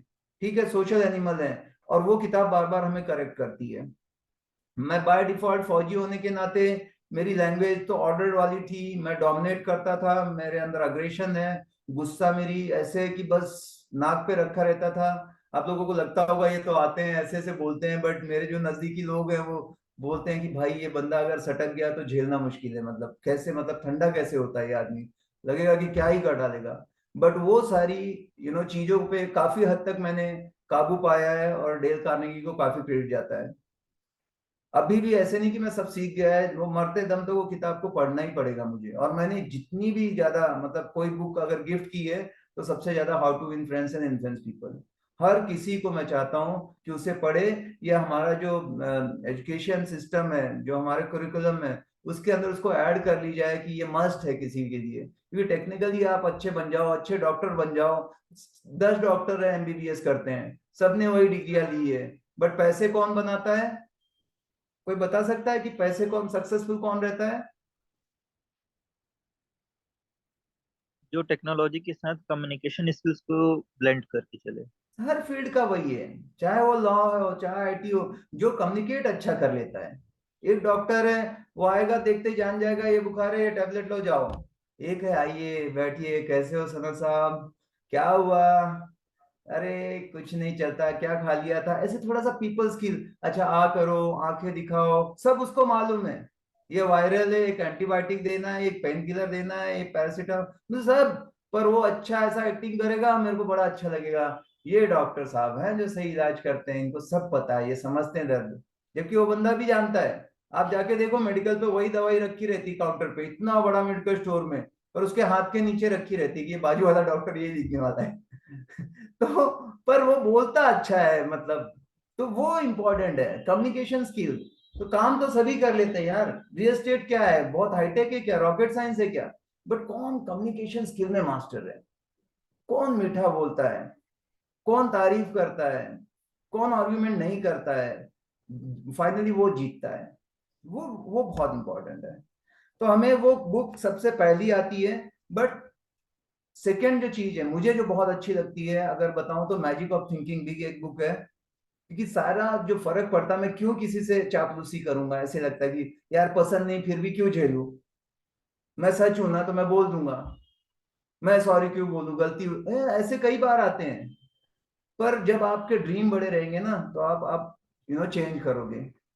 छोटे ड्रीम है कुछ नहीं है तो अलग है। तो मैजिक ऑफ थिंकिंग बिग है वो जो मुझे बहुत पसंद है बुक। और नो एक्सक्यूजेस या बहुत सारी चीजें उसने बताई खुद को भी कैसे ठीक करें, तो वो एक बुक है जो पढ़ लेनी चाहिए अब इमिडिएटली, मतलब जो अभी के लिए। अब अलग अलग टॉपिक पे बहुत सारी बुक है, जैसे किसी को पता हो कि रियल एस्टेट की जो बाइबल बोली जाती है, जो गीता है, कुरान है, या जो भी कह ले, तो कोई जानता है उस बुक का नाम? कोई नहीं जानता। तो वो है सर वो रियल एस्टेट मिलेनियर करके शायद कुछ नाम है मेरे ख्याल। Millionaire real estate agent, Gary Keller की बुक है। वो बुक हर किसी को मस्ट रीड है, अगर रियल एस्टेट ओवरऑल पूरे बिजनेस को देखा जाए तो वो एक बुक है जो सभी को पढ़नी चाहिए। अगर किसी को बुक की आदत नहीं है पर पॉजिटिव रहना चाहता है, क्योंकि हम हमेशा एटीट्यूड पे ज्यादा काम करते हैं, तो वो है यू कैन विन शिव खेरा की। छोटी छोटी स्टोरीज हैं, बड़ा मजा आता है। जिसको बिल्कुल बुक नहीं, नहीं बुक के नाम से है, क्योंकि पहली बुक मैंने जो पढ़ी थी वो शिव खेरा की यू कैन विन थी। ये बात है 2000 में शायद। मैं लाइब्रेरी घूमा, मतलब टाइम था तो लाइब्रेरी में गया, पता नहीं कहाँ से, तब गूगल गूगल करके ऐसे कुछ नहीं जानते थे ये बेस्ट सेलर है इसके रिव्यू देख लो। और वो किताब ऐसे पढ़ा, ये स्टोरी दी। अब वो स्टोरी में सबको बताने बैठता था तो लोगों को बड़ा भी मजा आता था। उस टाइम पे इतना सब नहीं था कि मोबाइल मोबाइल ही नहीं था, मैं जब की बात कर रहा हूँ ये 2000 में तो मोबाइल आ गए थे शायद, ये इससे पहले की 97 की बात होगी, पहली पोस्टिंग दूसरी पोस्टिंग 97 की बात है ये। तो फिर मुझे और अच्छा लगा तो मैं वो पढ़ते गया। आज भी मुझे यू कैन विन की ना 50% स्टोरी याद है, या बहुत सारे मेरे वीडियो जो देखते हैं मैं जो बोलता हूँ वो सब यू कैन विन का कलेक्शन है। तो वो एक बुक मुझे बहुत जम गई थी। अब उसके बाद अगर बात करूं जो अच्छी बुक्स हैं, तो एक है कि जोसेफ मर्फी की है power of your unconscious mind, वो अमेजिंग बुक है। उसके बाद नॉर्मन विंसेंट पेल की है power of positive thinking, super book है। जिग जैगलर मेरा फेवरेट है सेलिंग में, अगर मैं बोलूं, नहीं तो सी यू एट द टॉप है। अब मेरे फेवरेट को छोड़ो, सेलिंग पे आपको सीखना है ना, तो फ्रैंक बेटगर की एक पढ़ो, how I I become failure to success in selling, ऐसी बुक है। I raised ऐसे myself होता है। from failure to success. How हाँ I raised myself from failure to success. How I raise myself from failure to success in selling, ऐसा कुछ है। तो वो बुक मुझे बड़ी अच्छी लगी थी, सेलिंग की जो पहली बुक पढ़ी। अभी आपको पढ़ना है तो एक गो गिवर फॉर सेलिंग है, वो पढ़ो, वो एक बहुत अच्छी बुक है। एक रैन सेरहन की अभी आई है सेलिंग पे बुक, शायद मैं रखा हूँ तो। और एक और खतरनाक, ये वाली पढ़ो नहीं तो, बुक की बात की तो ये बहुत कॉस्टली होती हैं, क्योंकि सब इंडियन एक भी बुक नहीं है। तो ये बुक ही है द बुक ऑफ यस। ये बंदा एक बहुत स्पेशल, इसकी पूरी स्क्रिप्ट ही दे दी है इसने, कैसे यस दिलवाएं। अभी मैंने, मेरे ख्याल से सेकंड टाइम है मेरे पास किंडल जानते होंगे, किंडल एक ऐसी डिवाइस है, जैसे क्या बोलेंगे, गैजेट है, जिसपे आप खाली बुक्स पढ़ सकते हो। तो मैंने वो ली थी, पर मुझे डिजिटल में उतना कंफर्टेबल नहीं हो, तो मैंने इसको अगेन खरीदी, और ये 2-4 हजार की बुक है मेरे ख्याल से, दो पता नहीं, आप लोग देखो एक एक स्क्रिप्ट दी हुई है हर एक चीज की, दिख रहा है। अमेजिंग बुक है यार, ये बहुत ही खतरनाक है। अभी इसको पूरा कंप्लीट करूंगा, उसके बाद देखो मैं सेलिंग पे हर एक चीज पे मैं बुक्स पढ़ता हूँ। अभी ये कलेक्शन है, अभी ये सब नई बुक्स हैं। 7 लेवल ऑफ कम्युनिकेशन, ये मैं कोचिंग और अब ट्रेनिंग में आ रहा हूँ, इसलिए कम्युनिकेट कैसे करना है। कम्युनिकेशन मतलब अब ये बोल के लेक्चर नहीं देना है, मैं जो बोलूँ वही आप समझ रहे हो, तब वो कम्युनिकेट हो रहा है। निंजा सेलिंग एक बहुत ही भयंकर बुक है सेलिंग पर। सेलिंग पे मुझे कोई कुछ भी बता देना, मैं पढ़ता हूँ। एंड देन अगेन ये सब इंटरनेशनल बुक्स हैं। उसके बाद real estate success in 5 minutes, Karen, अभी ये सब 3-4 अभी नए कलेक्शन आए हैं। तो ये बड़ी हाई लेवल की, पर बेसिक्स आप पढ़ो। कुछ जिसको मोटा भी लगता है तो एक लेस गिबलिन की है, skill with people, blue colour की आती है, 50 रुपए की किताब है, वो भी अमेजिंग है। आपको बहुत सारे यस मिल जाएंगे, आपका सेल डबल हो जाएगा उससे भी। लेस गिबलिन का पढ़ लो। डेल कार्नेगी अगेन अच्छा था। और एक नहीं तो the greatest salesman in the world, Og Mandino की बुक है, उसको पढ़ लो, वो भी बहुत अच्छा है। उसमें सेलिंग पे कुछ नहीं लिखा है, लेकिन जो बातें लिखी है वो मजा आ जाएगा, बहुत सिंपल बुक है। और मैं कहूँ तो ब्रायन ट्रेसी की भी सेलिंग पर है एक बुक, ईट दैट फ्रॉग है ब्रायन ट्रेसी की, वो पढ़ लो, वो भी मजेदार है। और ये सारी बुक मैं बता ही रहा हूँ, आप गूगल करोगे तो बहुत सारी लिस्ट आ जाएगी, पर मैं ये जो है जो अपने पर्सनल एक्सपीरियंस से आपको बता रहा हूँ, मैंने पढ़ ली इन किताबों को और इसका पढ़ना वर्थ रहा मेरे लाइफ में। उन्होंने हर किताब ने थोड़ा थोड़ा ऐड किया है वैल्यू। और इसकी कीमत पे मत जाओ, ये 500 की है या 1000 की है, उससे जो आपको बेनिफिट मिलेगा वो करोड़ों में होगा। एक डॉक्टर जाता है 500 1000 की किताब पढ़ के फीस भरता है, बाद में एक ही ऑपरेशन का 5 लाख लेता है। अगर वो किताब उसने नहीं दी होती वो 500 की, तो शायद वो 5 लाख आज नहीं पाता। तो सेम आपके लिए, क्योंकि आप इस बिजनेस में कंपटीशन में कैसे आगे रहोगे, जितना ज्यादा आपके पास नॉलेज होगा। नॉलेज आएगा कहाँ से? जब आप ज्यादा पढ़ोगे, जब ज्यादा आप सीखोगे, और जितना नॉलेज है उसी के अनुपात में आपको पैसा मिलने वाला है। तो ये कुछ बुक्स हो गई। वीडियोस आप देखते हो सर तो? मैं बताऊं कोई बुक? हाँ प्लीज राज साहब बताओ। दो बुक्स मैंने पढ़ी है, बर्क हेजेस नाम है ऑथर का, यू इंक करके, यू इनकॉर्पोरेटेड। मैंने उसको पंजाबी में पढ़ा है इनको। बर्क हेजेस की हाँ तो तीन वो, किताबें, तीनों पढ़ डालो। पर रियल एस्टेट के लिए ये कितना काम किए मुझे पता नहीं। Sir sir we are in real estate, service industry है, और सर्विस से रिलेटेड यू यू इनकॉर्पोरेट में बहुत सारी बातें लिखी हुई है। कस्टमर को एक्स्ट्रा कैसे देना है उसके बारे में पता चलता है उसमें। दूसरा है copycat marketing, you can double your income how, उसके बारे में लिखा है। तो ये किताब थोड़ी सी अलग तरीके से है, लेकिन आप इससे बहुत कुछ सीख सकते हैं। ये बर्क हेजेस की जो बुक्स हैं, क्योंकि हम लोग मैं एमवे से आया हूँ, तो उसकी 3 बुक्स यस थी, यस। और वो तीनों को इतना हैविली प्रमोट करते थे पूछो मत। और यो यही था कि आप पर्सनल ब्रांडिंग पे कैसे ज्यादा फोकस करें।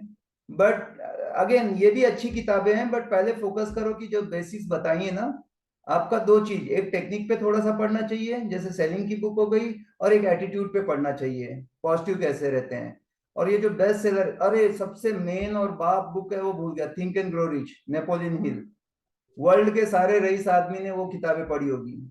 जिसको पैसे पे पढ़ना है तो the richest man of Babylon पढ़ो, अमेजिंग है भाई, दिमाग ही खराब कर देगी वो पैसे के ऊपर। रिच डैड पुअर डैड पढ़ लो, फाइनेंशियल मैनेजमेंट पे ऐसा कोई बुक ही नहीं लिखा है। वो बंदा इतना सारा फेलियर है लाइफ में, उसके बाद एक गजब की बुक लिख के चला गया। आज तक ऐसी कोई दूसरी बुक ही नहीं मिली है जो उसने क्वाड्रेंट बना दिया ईएसबीआई का, या एसेट लाइबिलिटी में जो डिफरेंस किया है रॉबर्ट टी कियोसाकी। बाद में वो 1760 लिखते हैं, लेकिन जो पहली बुक है वो इनकी खतरनाक ही होती है। तो ऐसे ही कुछ है। तो ये बुक्स है। और राज साहब अगर आप आ गए हो तो और कुछ ज्ञान की बातें बताओ, अभी क्या चल रहा है आपका? मेरा चल रहा है सर ठीक। अभी आपका जो ये है सामने आपने जो अभी बताया कि हम लोग ट्रेनिंग में आ रहे हैं, आपने जो बात बोली उसके ऊपर मेरा भी काम चल रहा था कि किस तरीके से हम लोग दोनों चीज कर सकेंगे। एक तो बुक्स के स्वरूप में भी आने का है, और दूसरा ट्रेनिंग है, वो छोटे छोटे कंटेंट बना के अलग अलग सब्जेक्ट के बना सकते हैं हम लोग बहुत अच्छा, और इसका सबको बेनिफिट होगा। अभी रिसेंटली जो आपने बात बोली डील करते वक्त कुछ गाला रख के करने का है, तो ये क्लाइंट को बना के भी पॉसिबल हो सकता है। जैसे आपने बताया कि अगर किसी को प्रॉपर्टी कोई बेचनी है, समझो 50 लाख प्राइस बताया है, और आपके पास अगर उसको अच्छा कस्टमर मिल सकता है, और आप कस्टमर को बोल के करेंगे तो भी मान जाते हैं लोग। मैं जो इसका काम करता है एग्रीकल्चरल का, उसमें वो सब पॉसिबल होता है। तो ये बहुत अच्छी बात आपने आज बताई, ये नया कुछ सुनने को मिला जो मार्केट में कोई सिखाता नहीं है। Good, thank you. अब मैं बताऊं, जिंदगी में ना 3 फेजेस आते हैं। एक होता है शुरू में लाइफ ऑफ सर्वाइवल, जब आप हैंड टू माउथ कर रहे हो, कैसे तो भी महीना निकल रहा है, कैसे तो भी आप रेंट पे कर रहे हो, मैनेज कर रहे हो गाड़ी का, पेट्रोल का, जिंदगी चल रही है। फिर आप फाइट करके पहुंचते हो, लाइफ ऑफ सक्सेस मिलती है, जहाँ पे आप कामयाब हो चुके, जितना आपके पास है वो सब, घर है, गाड़ी है, एकदम। उसकी तो सबकी अपनी अपनी डेफिनेशन है, किसी को 20 लाख मोटिवेट करेगा, किसी को 2 करोड़, किसी को 200 करोड़। बट खा पी के चल रहा है, थोड़ा सरप्लस है।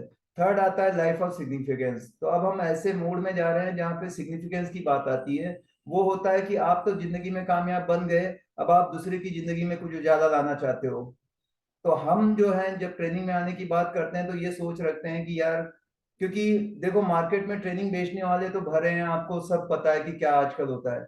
लेकिन कोई ऐसा आदमी मिले जो दिल से ईमानदारी से सारी बातें जैसी भी है बताए, और वो, और आप अगर उसको अप्लाई करें तो आपको फायदा मिले। तो अब इसके लिए ये सारी चीजें की जा रही कोशिश, जैसे जगताप साहब ने कहा। इनफैक्ट मैंने वो किताब लिख भी दी है रियल एस्टेट पे, कोविड के टाइम पे जब टाइम मिला। बट क्योंकि वो मुझे पसंद नहीं आई दिल से, तो मैंने उसको होल्ड पे कर दिया। उसके लिए मैंने घोस्ट राइटर हायर किया था जो लिख रहे थे किताब। पर मुझे जब तक खुद ही नहीं आती अच्छी चीजें, परफेक्शन ही अच्छा लगता है। कैसे भी बेच दें और उसके बाद वो चने की दुकान पे अगर मेरी किताब वो पूड़ी बांधने में काम आए तो फायदा नहीं है, भले थोड़ा सा और टाइम ले लेंगे। क्योंकि एक आदमी को किताब लिखने के लिए कम से कम 30 से 40 साल का तजुर्बा चाहिए। ये तो कट कॉपी पेस्ट करके तो कुछ भी पॉसिबल है, बट आप अपना अनुभव जो देते हो ना, तो 30 से 40 साल लगते हैं, तब आप कुछ चीज ऐसे अपनी क्रिएट कर पाते हो। अब मैंने हजारों किताबें पढ़ ली है, तो अब वो भी करेंगे। तो ये चीजें थी। और हमें जरूरी है कि जो अपने जो देश है आज बहुत तरक्की पर, हम सभी जानते हैं। रियल एस्टेट का मैं अगर बात करूं तो कल मैं किसी से बात कर रहा था, अगर वो यहाँ पर हैं, तो वो आईआईटी किया हुआ है बंदा। क्या नाम था उनका? आप में से ही कोई है क्या जो आईआईटीएन है? और कल मैंने बात की उससे। हाँ जी सर, मैं ही हूँ सर, निवेश। निवेश आप ही हो? तो निवेश थोड़ा अपने बारे में बताओ। ये बंदा, एक बंदे का आजकल के क्या है ड्रीम, डॉक्टर से ज्यादा इंजीनियर बनना चाहते हैं। और इंजीनियर जाएगा तो सबसे बेस्ट क्या है, आईआईटी बनेगा ना। और वो आईआईटी करके और रियल एस्टेट में करना चाहते हैं। थोड़ा सा दो शब्द बताओ, आपने ऐसा क्यों सोचा? और हम लोग सोचते हैं रियल एस्टेट मतलब खराब चीज। सर ऐसा नहीं है सर, जैसे आईआईटी जब कर रहा था ना, तो करते करते समझ आया सर, ये जॉब का सिस्टम, जॉब के लिए ट्राई भी किया। जॉब करते करते पता चला सर, दूसरे दिन ही जॉब से निकल गया, क्योंकि हो ही नहीं रही थी सर, मैंने पहले ही छोड़ दी। देखते करते ही लगा कि मैं नहीं कर सकता।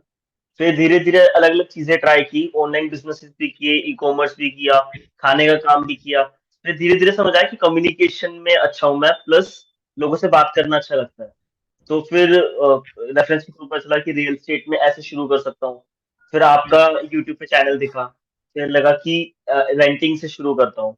ऐसे रहा सर जर्नी। तो मेरे को ये रहा कि कम्युनिकेशन से रिलेटेड कुछ अच्छा करना है, जिसमें लोगों के साथ कम्युनिकेट करना, उनको इन्फ्लुएंस करना है, उनको कुछ अच्छी चीज प्रोवाइड करनी है। तो इस कारण से I mean real estate right now. ये रहा है सर अभी तक का, जो चलिए आईआईटी प्रिपेयर किया। दोस्तों, आप सोच लो कि इंडिया का फ्यूचर क्या होगा। एक तो यंग जनरेशन आ रही है, हाईली एजुकेटेड लोग आ रहे हैं। तो जो पहले था कि कोई भी उठ सुट के ब्रोकर बन गया, मतलब पहले ब्रोकर मतलब जो कुछ नहीं कर पाया, जो फेलियर है, या गुंडे मवाली या बाहुबली लोग हैं, वो रियल एस्टेट एजेंट या ब्रोकर होते थे। या दुनिया के सबसे 5 खराब प्रोफेशन में इनका नाम आता था, लड़कियों के लिए तो बिल्कुल ही ऐसा था। तो अब वो सारी चीजें क्लियर हो रही है, रेरा आ गया है, और अपना देश भी सब चीजें मतलब धीरे धीरे ऐसे कानून भी बन रहे हैं जिससे ठीक होगा। तो आने वाले टाइम में सबसे अगर रिचेस्ट प्रोफेशन में नाम दिया जाएगा तो रियल एस्टेट होगा, मुझे कोई डाउट नहीं है। क्योंकि यहाँ पे बहुत अच्छे लोगों की जरूरत है। तो वो जो मतलब जैसे मैं अगर आया तो मेरे घर में ऐसा था कि अरे हमारा बेटा भी कुछ नहीं करता है, इसको भी अपने कंपनी में रख लो। मतलब कुछ नहीं करता, पढ़ाई में मन नहीं लगता, फेल हो जाता है तो ब्रोकर बना लो। लोगों की सोच ही ऐसी थी। तो भाई अब ये सुधरेगा, और यहाँ पे अच्छे लोग टिकेंगे, और जो अच्छी सर्विस देंगे, अच्छा काम करेंगे। तो आप लोग राइट टाइम पर हो। you know India is the fastest growing country in the world। हम लोग एक इकोनॉमिक पावर बनने वाले हैं। आप देख रहे हैं कि यूके बैंकरप्ट होने वाला है, अमेरिका में जो होना था वो हो लिया। कोई भी देश, पूरी अगर हिस्ट्री देखा जाए तो सबसे टॉप पे तब जाता है जब उसके पास यंगेस्ट पॉपुलेशन होती है। हमारी जो एवरेज एज है इंडिया की, वो है 25 से 30 साल के बाद में, या 30 को भी हम कंसिडर करते हैं। तो ये टाइम पे बहुत इफिशियंसी होती है, आदमी के अंदर दम होता है, और वो देश जीतता है, क्योंकि यंग ही हीरो होता है हमेशा। तो हमारी यंग कंट्री है। और अब कुछ बेसिक प्रॉब्लम थी, वो भी हम देख रहे हैं कि हर जगह नाम हो रहा है, और जो डेवलप कंट्री थी उनके बड़े बुरे हाल हैं। मेरा बेटा खुद यूएस में, और वहाँ की स्टोरी बताता है, और उसे लगता है कि India is the right place. यहाँ पे सारी चीजें हैपनिंग जो है हो रही है। तो आप लोग को सोचना चाहिए कि जब देश बढ़ेगा तो लोगों को घर लेना होगा, लोग अपनी बड़े घर लेंगे, उसके बाद एक है तो दो लेंगे, हॉलीडेज वेकेशन पे जाएंगे, तो फ्यूचर बहुत ब्राइट है। मतलब आपको सनग्लास लगा के देखना पड़ेगा, रियल एस्टेट का फ्यूचर है। पर क्या आप लोग तैयार हो उसमें से पैसा लेने के लिए? क्योंकि आप उसमें से कितना, ये इंडस्ट्री तो मतलब आफ्टर एग्रीकल्चर सबसे बड़ा जो जीडीपी देश को देता है वो रियल एस्टेट है। अब इसमें से हम कितना बना पाते हैं वो हमारे लिए है। क्योंकि रोटी कपड़ा मकान में बोलता हूँ ये जरूरी चीजें हैं, बट रोटी और कपड़ा ये सब ऑनलाइन साइट आ चुकी है और उन्होंने टेक केयर कर दिया है। मकान के लिए आज भी जगह खाली है और वो रोल हमारे हाथ में है। तो जस्ट आप लोग इसको सीरियसली अगर बिल्ड करते हो, जो बुक्स पढ़े है अगर उसको नहीं पढ़ोगे, आज सनत ठाकुर बैठा है और ढूंढ ढूंढ के किताबें इतनी रखा है, ये तो किसी ने पूछ लिया, मैं तो कोई तैयारी में नहीं था कि आपको दिखाऊंगा ये बुक। मेरे घर पे जाओगे तो ऐसी कई बुक पड़ी हुई हैं। तो कितना इंपॉर्टेंट है नॉलेज का, ये आप सोचो। मैं केवल बोल नहीं देता, कोई ऐसा दिन नहीं है कि मैं वीडियो नहीं देखता, क्योंकि इतने अच्छे अच्छे लोग हैं। आज भी मैं ऐसे हूँ जैसे आज पहला दिन है और मुझे बहुत सीखना है, मुझे बहुत आ गया है। जिस दिन समझूंगा उस दिन खत्म हो जाऊंगा। ठीक है, तो वो सीखना चालू है। आज भी मैं मेंटर की अहमियत जानता हूँ अपनी लाइफ में। मतलब एक है मेरे, बट वो एकदम हार्डकोर रियल्टर नहीं है। तो मैं सोचता हूँ कि अगर कोई रियल एस्टेट का गुरु मुझे मिल जाए तो मैं कुछ भी कर सकता हूँ। तो ये तीन चीजों का कॉम्बिनेशन है। और कोई 3 साल तक, मतलब 1000 दिन इसमें काम करे, मेरा चैलेंज है कि कोई यहाँ पर फेल नहीं हो सकता। एक आदमी फेल होके दिखाए, जो जाता है बोलता है ना बेकार है, नहीं चलता, अभी तो इंडिया में ग्रोथ नहीं है, ये ऐसा है। वो सबसे जाके पूछो कि क्या ये 3 काम किए थे, क्या उन्होंने ये किताबें पढ़ी थी, क्या ये ऐसे कैसी ट्रेनिंग लेते थे। जब तुमने कुछ किया ही नहीं, अपने आप ही चले गए और अपने दिमाग से करने लगे, अपने दिमाग से कोई करता तो पहले ही कर चुका होता, तो फिर तो फेल होना ही था। और फिर वो ब्लेम करते हैं कि ये खराब है, ऐसा है, ये है। तो वो उनका ओपिनियन है। तो आपने ये देखना है कि ये ये बहुत इंपॉर्टेंट है। 1 घंटा कम से कम अपने आप पर, 20 मिनट किताब पढ़ो, 10-20 मिनट कोई ना कोई वीडियो देखो। वीक में एक तो कोई ऐसा मेंटर हो जिससे आप काउंसिल कर सको कि मुझे अब क्या करना चाहिए, अब मैं क्या करूं। That's it. और क्या करूं अगर मेरे से कोई पूछेगा, तो कोशिश करो कि आपको विजिट करानी चाहिए। बस एक काम अगर कोई पूछे रियल एस्टेट में कि खाली एक काम बताओ, वही करना है। आप क्लाइंट को कितनी महीने भर में विजिट कराओ, बस। अगर आप 20 विजिट कराने में कामयाब रहते हो, आपके पास जो इंडिया के टॉप के 1% जो है ना पैसे वाले लोग, उसमें नाम आ जाएगा। लाख के नीचे तो कुछ भी नहीं है यहाँ पर। अगर बाहर से सर, सर सर हाँ सर जी। विजिट से रिलेटेड पूछना था, किसी को जो विजिट कराने लेके जा रहे हैं, तो कम्युनिकेशन कैसे रखनी है, कि पूरा बताना है कि यहाँ पे ये है, ये ऐसे है, कि मतलब क्या एग्जैक्टली, मतलब स्क्रिप्ट कैसे रखती है विजिट विजिट की मेनली। खोल के आपने बताइए, विजिट करते हो कैसे, रेंटिंग में बात करते आपके हैं, इसके पॉइंट रेंटिंग। देख लो कि देखो, ज्यादा इन्फॉर्मेशन फोन पे नहीं दूंगा। मान लो आप क्लाइंट बन गए और मैं एजेंट हूँ और मैं आपको बुला रहा हूँ विजिट के लिए, ठीक है। तो दो तरीके से हो सकती है, ऑनलाइन मुझे आपकी लीड आई होगी, ऑफलाइन आई होगी, है ना। अब दोनों केस में अगर ऑफलाइन आई है तो किसी के रेफरेंस से आई, तो एक दोस्ती टाइप का रहेगा।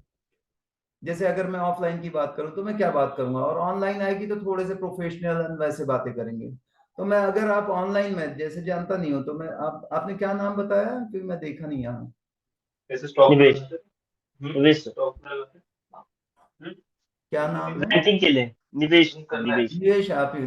तो मैं बोलूंगा कि निवेश जी, नमस्कार, मैं सनत बोल रहा हूँ और आपकी मुझे एक इंक्वायरी मिली थी ऑनलाइन। आप कुछ प्रॉपर्टी देख रहे हैं? बताओ, आप आंसर यस करो। सर, यस सर, 2 BHK देख रहे थे फैमिली के लिए। 2 BHK देख रहे हैं, ठीक है। कहाँ पर देख रहे हैं आप? सर पुणे में ही देख रहे हैं, मेन सिटी में। गुड गुड सर, पूना काफी बड़ा है मतलब। तो कुछ ऐसा आपने कुछ लोकेशन ऐसा सिलेक्ट किया कि इस एरिया में या यहाँ पर रेंट करेंगे? सर एक्चुअली मैं पंचकुला से, तो पंचकुला का बताया मेरे को, पंचकुला में चाहिए, अच्छा, सेक्टर 7 के ओके ओके, पंचकुला में चाहिए। और क्या बजट में देख रहे हैं आप? पास। 15 to 30 K के आसपास, मतलब अच्छा होना चाहिए बस। रेंट पर आप देख रहे हैं? हाँ जी। ओके, ठीक है। अभी कुछ ऑप्शन देखे हैं क्या आपने? नहीं अभी तक तो नहीं सर, अभी आप पहले ही है। ठीक है, नो प्रॉब्लम। तो मेरे पास मिल जाएंगे ऑप्शन। आप कब देखना आना चाहते हो? सर आज ही अगर शाम तक अगर अवेलेबल हो टाइम। कर देंगे ना सर। तो आप ऐसे करते हैं, 4 या 5 बजे आपको पॉसिबल होगा ना? तो सर क्या आपके पास ऑप्शन की फोटोज वगैरह भेज सकते हैं, कुछ वीडियोस या फोटोज हो ऑलरेडी। वो सर मैं दिखा दूंगा, उसके बाद जो भी डिटेल चाहिए भेज दूंगा। ये क्या है कि आप रेंट के लिए आ रहे हैं सर, है ना। रेंट की प्रॉपर्टी ऐसी होती है कि अभी आई और 1 घंटे में रेंट आउट हो गई, ये इतना वक्त नहीं लेती है कि मैं आज आपको बता दूं, फोटो भेजूं, फिर आप शाम तक रहेगा कि नहीं रहेगा। तो मैं कोई आपसे प्रॉमिस नहीं कर सकता कि वही चीज मिलेगी। या लोग क्या करते हैं बाकी, वो गूगल करके आपको कुछ भी इमेजेस और ये भेज देंगे, उसके बेसिस पे तो आप डिसीजन नहीं लोगे, है ना। आप सीरियस हो, आप चाहोगे कि देख के सुन के ही करना है, तो बेटर है सर एक दिन टाइम निकालो, मैं भी आ रहा हूँ, मेरे पास है ऑप्शन, आपको बता दूंगा, और पसंद आ जाए तो फिर हम आगे बात करेंगे। ठीक है। ठीक है, तो श्योर श्योर श्योर। 4 बजे ठीक रहेगा। हाँ श्योर सर तो श्योर। 4 बजे सर हम मिलते हैं, मैं आपको लोकेशन शेयर कर देता हूँ, यहाँ पर आ जाओ। मैं तब तक लाइन अप कर लेता हूँ, 3 ऑप्शन, 2 से 3 ऑप्शन मैं अरेंज करता हूँ इसमें, और उसके बाद हम बात करेंगे। तो मैं शायद कितने बजे पहुंच जाऊंगा, क्योंकि मैं टाइम का बहुत पंक्चुअल हूँ। अगर इनकेस आपका भी कुछ चेंज हो या आगे पीछे हो तो प्लीज मुझे इन्फॉर्म कर देना, क्योंकि मैं अपना काम छोड़ के वहाँ आ रहा हूँ, मुझे एक्चुअल में जाना था, बट आपने बोला आज ही देखना है, तो आपके लिए मैं आ रहा हूँ स्पेशली। ठीक है। Sure sir. ओके निवेश जी, थैंक यू। सर अपने आपको बिजी दिखाना है सर? क्या चीज? बिजी दिखाने से आपने बिजी दिखाया कि मेरे को कहीं जाना था पर मैं आ हमेशा पोस्चर कभी भी मैं लूज नहीं करता, पोस्चर हमेशा रखता हूं मैं। सही हाव भाव बहुत जरूरी है। कभी नहीं दिखाना कि मैं फुर्सत से हूँ, ज्यादा सर सर, ज्यादा प्लीज थैंक यू, ऐसे नहीं बोलना है। तो फिर वो क्या है, उसको लगता है कि यार मैं अकेला ही हूँ और देख रहा हूँ, मेरे को ये बताओ, फिर वो पूछता है। आप पूरे कन्वर्सेशन में देखेंगे तो मैं हमेशा सवाल ज्यादा पूछता हूँ, कंट्रोल मेरे पास रहता है, क्वेश्चन का आंसर क्वेश्चन से देता हूँ, क्यूरियोसिटी अप्रोच रखता हूँ, ज्यादा डिटेल नहीं देता। You always sell the properties or by holding the information, not giving the information। अगर फोन पे सब बता, मान लो अभी दूसरा कॉल होता, अभी देखो कैसे मजा किरकिरा होता है, सेम आप बन जाओ। या मुस्कान जी, आप कॉल करो, क्योंकि वो अकेली उनका नाम ले लेता हूँ, तो आप कॉल करो। अब मैं थोड़ा सा अनाड़ी ब्रोकर कैसे कॉल करता है एग्जैक्ट एग्जांपल दूंगा, ठीक है। तो मुस्कान जी, आप कुछ प्रॉपर्टी देख रहे हैं, आपका एक मेरे पास इंक्वायरी आई थी। हाँ सर, मैं एक 2 BHK देख रही हूँ। 2 BHK, ठीक है ना मैडम, आपका करवा देंगे, मेरे पास बहुत प्रॉपर्टी हेलो है, आप जो बोलो जी। मेरे पास, तो मतलब हम लोग तो यहाँ के सबसे बड़े ये हैं, आपको कोई टेंशन नहीं लेना है, हमारा ब्रोकरेज भी कम रहता है मैडम। आप बोलो, जब भी बोलो मैं तो अवेलेबल हूँ, हमारी बहुत टीम है। ठीक है मैडम, तो फिर बताओ आप मतलब कब आप आएंगे। ठीक है सर, मैं आती हूँ, आप मुझे उसकी डिटेल सेंड कर सकते हैं? हाँ मैं डिटेल भेजता हूँ ना, ये आपका व्हाट्सएप नंबर है क्या? तो मैं क्या करता हूँ, हाँ। और जितनी भी प्रॉपर्टी है, मुझे दो आधा हम्म। घंटे का टाइम, मैं जाता हूँ निकाल के सब भेजता हूँ, ठीक है। Okay sir. Okay, thank you. तो मैंने दूसरा भी कॉल किया, सारी बातें नेचुरल की, पर क्या हुआ, उन्होंने एक चीज बोल दिया डिटेल, अब मैं डिटेल के लिए भेजते बैठूंगा, मैं 10 डिटेल निकालूंगा, इससे लूंगा उससे लूंगा दूंगा, इससे कोई रिजल्ट नहीं आना है। मैं जब भी कॉल करूं मुझे आउटकम पता होना चाहिए कि मुझे बुलाना है उसको। ज्यादा डिटेल देने से क्या है, वो खुद ही फोटो देख लेंगे, प्राइस देख लेंगे, ये तो बहुत महंगा है, ये तो ऐसा है, बोलेंगे ये तो और एक ब्रोकर था उसने भी यही भेजा था, 10 मैं उनके दिमाग में क्वेश्चन डाल रहा हूँ ज्यादा बता के। तो मुझे ज्यादा डिटेल देना ही नहीं है, और उसके पीछे लॉजिक दे देना है, मैडम मैं डिटेल देने के लिए ही बैठा हूँ, अब जब मिलेंगे तो आपको सारी चीजें बता दूंगा। पर होगा क्या कि मैं आपको, मेरे पास तो इतनी कंपनी है, आपको इतने सारे डिटेल भेजूंगा, आप खुद ही कंफ्यूज हो जाएंगे, मैं नहीं चाहता आप कंफ्यूज हो। तो कोई भी रीजन देके बता के नहीं, उसको अपने हिसाब से मुझे चलाना है, समझ रहे हो। ज्यादा नहीं बोलना है, क्यूरियोसिटी मतलब हर एक चीज में ऐसे। आप देखो, कोई स्टोरी का एंड पता लग जाए तो फिर मजा नहीं रहता ना, सस्पेंस खत्म हो जाता है, तो कोई बुक का या कुछ है तो अच्छा नहीं लगता, थ्रिलर का। वो पता रहे तब आदमी का इंटरेस्ट बना रहता है। तो वो इंटरेस्ट कब रहेगा, जब आप ऐसे करोगे, और जितना आप टेक अवे करोगे उतना लोग पीछे आएंगे आपके। जितना आप ओवर अवेलेबल हो जाओगे, आपकी वैल्यू आप खुद खत्म कर रहे हो। आप बोल दो कि मैं तो बैठा ही हूँ दिन भर, कहाँ दिक्कत है, आप कभी भी आ जाओ, आज बोलो अभी बोलो, ये है वो है, वो सब मजा नहीं आता। अपना ऐसा बात करो, बिजी दिखाओ। 2 मिनट कॉल चलना चाहिए, मैक्सिमम 5 मिनट चलना चाहिए, इससे ज्यादा अगर आप बोल रहे हो तो आप खराब कर रहे हो, क्लाइंट को खराब कर रहे हो। क्या ही बात है जो आप 1.5 घंटे तक बताते बैठे हो, वो बोलेगी कि किचन कैबिनेट है क्या, हाँ किचन कैबिनेट है, उसमें फोटो भेजो, तो बोलेगी नहीं ये लाल कलर पसंद नहीं है। अरे मैडम ठीक है, लाल नहीं, मैं ये कराता हूँ, अच्छा इसका देख, वो जितना आपने किया सारा खराब कर दिया। सिंपल है कि भाई आप आ जाओ, आपको दिखा देंगे, क्योंकि फोटो में आपको मजा नहीं आएगा, और फ्लैट ऐसे टिकते नहीं है, क्योंकि ये फोटो जो भेज रहा हूँ वो दिखा रहे हैं और वो चले जाएंगे। अगर मैं ये बता के दूंगा 1.5 महीने हो गए मैडम ये फ्लैट रखा है, आप आ जाओ करवा देंगे काम, तो मैडम भाग जाएंगे कि 1.5 महीने से गया क्यों नहीं है। पहले मैं क्या करता था, यही करता था, कोई क्लाइंट आता था मेरे पास, वाकई बहुत सारी इन्वेंट्री रहती थी कि आओ मेरे पास तो ना 30 फ्लैट हैं, जैसे वो बोलता था 30 फ्लैट हैं एक सोसाइटी में, भाई वजह क्या है, क्यों सब बेच क्यों रहे हैं? अब मैं कितना भी कन्विंस करूं उसको डाउट रहता था। फिर मैंने बोल दिया कि बस 2-3 ही ऑप्शन है सर, जल्दी आ जाओ निकल जाएंगे। अब यही इनको जल्दी अगर बुलाना हो रेंट के लिए तो मैं क्या बोलूंगा, मैडम रेंटल की प्रॉपर्टी टिकती नहीं, मार्केट में फ्लैट है नहीं, आप जाओ किससे भी चेक करो अच्छी सोसाइटी में अगर है, क्योंकि ये जो भेजने की बात कर रहे हो ये सब भेजने में वो निकल भी जाएगा। एक क्लाइंट और आ रहा है मेरा, तो उससे पहले अगर आप आ सकते हो तो आ जाओ, नहीं तो ये जीत जाएगी, जो कि इस रेट में जो आप देख रहे हो, फिर जो बचेंगे वो महंगे महंगे बचेंगे। तो मैंने ये सही बोल दिया। अब मैडम क्या करेंगी, बोलेंगे अरे भाग लो जल्दी से देखो नहीं तो निकल जाएगा। तो सेंस ऑफ अर्जेंसी वो क्रिएट करूंगा ही करूंगा, नहीं तो खुला छोड़ दिया तो डिसीजन ही नहीं लेंगे। वो इधर भी देखेंगे, बोलेंगे इतने का कराओ, दूसरे ब्रोकर से बात करेंगे, ये सब चलता रहेगा, मुझे वो क्लोज करना है। अभी मैं एक बंदे के पास गया, वो उसके साथ मतलब बहुत दिन बाद अभी मैंने सोचा कि ग्राउंड पे जाके काम करते हैं, उसको क्लोजिंग ही नहीं आता। मैं मतलब बिल्डर के साथ बहुत कम काम करता हूँ, लोग पूछते हैं ऐसा क्यों है, तो जो बंदा बैठता है वो ये जमता ही नहीं है। मैं बोला इसकी जगह मेरे को बिठा दे, ये टपका हुआ क्लाइंट है, थर्ड टाइम विजिट पे आ रहा है, पर ये खाली इंफॉर्मेशन दे रहा है, जाके दिखा रहा है, ये ओवर इंफॉर्मेशन देते जा रहा है, एक बार में ही 2-2 घंटे चालू है। हम लोग गए थे 1-1:30 बजे, वो 4 बजे तक मीटिंग, मेरे को भी भूख लगी है। अरे कम का क्वेश्चन उसकी जगह पूछो ना, सर आप यहाँ पे क्यों ले रहे हो, आपने हमारा प्रोजेक्ट क्यों सिलेक्ट किया? अब वो बोलेगा ये लोकेशन बहुत अच्छी है, आपके प्रोजेक्ट के बारे में सुना है, तब काम बनता है। जो काम मैंने उससे करवाना है ना वो करना लगे मेरे बारे में, है ना, तो मजा आता है।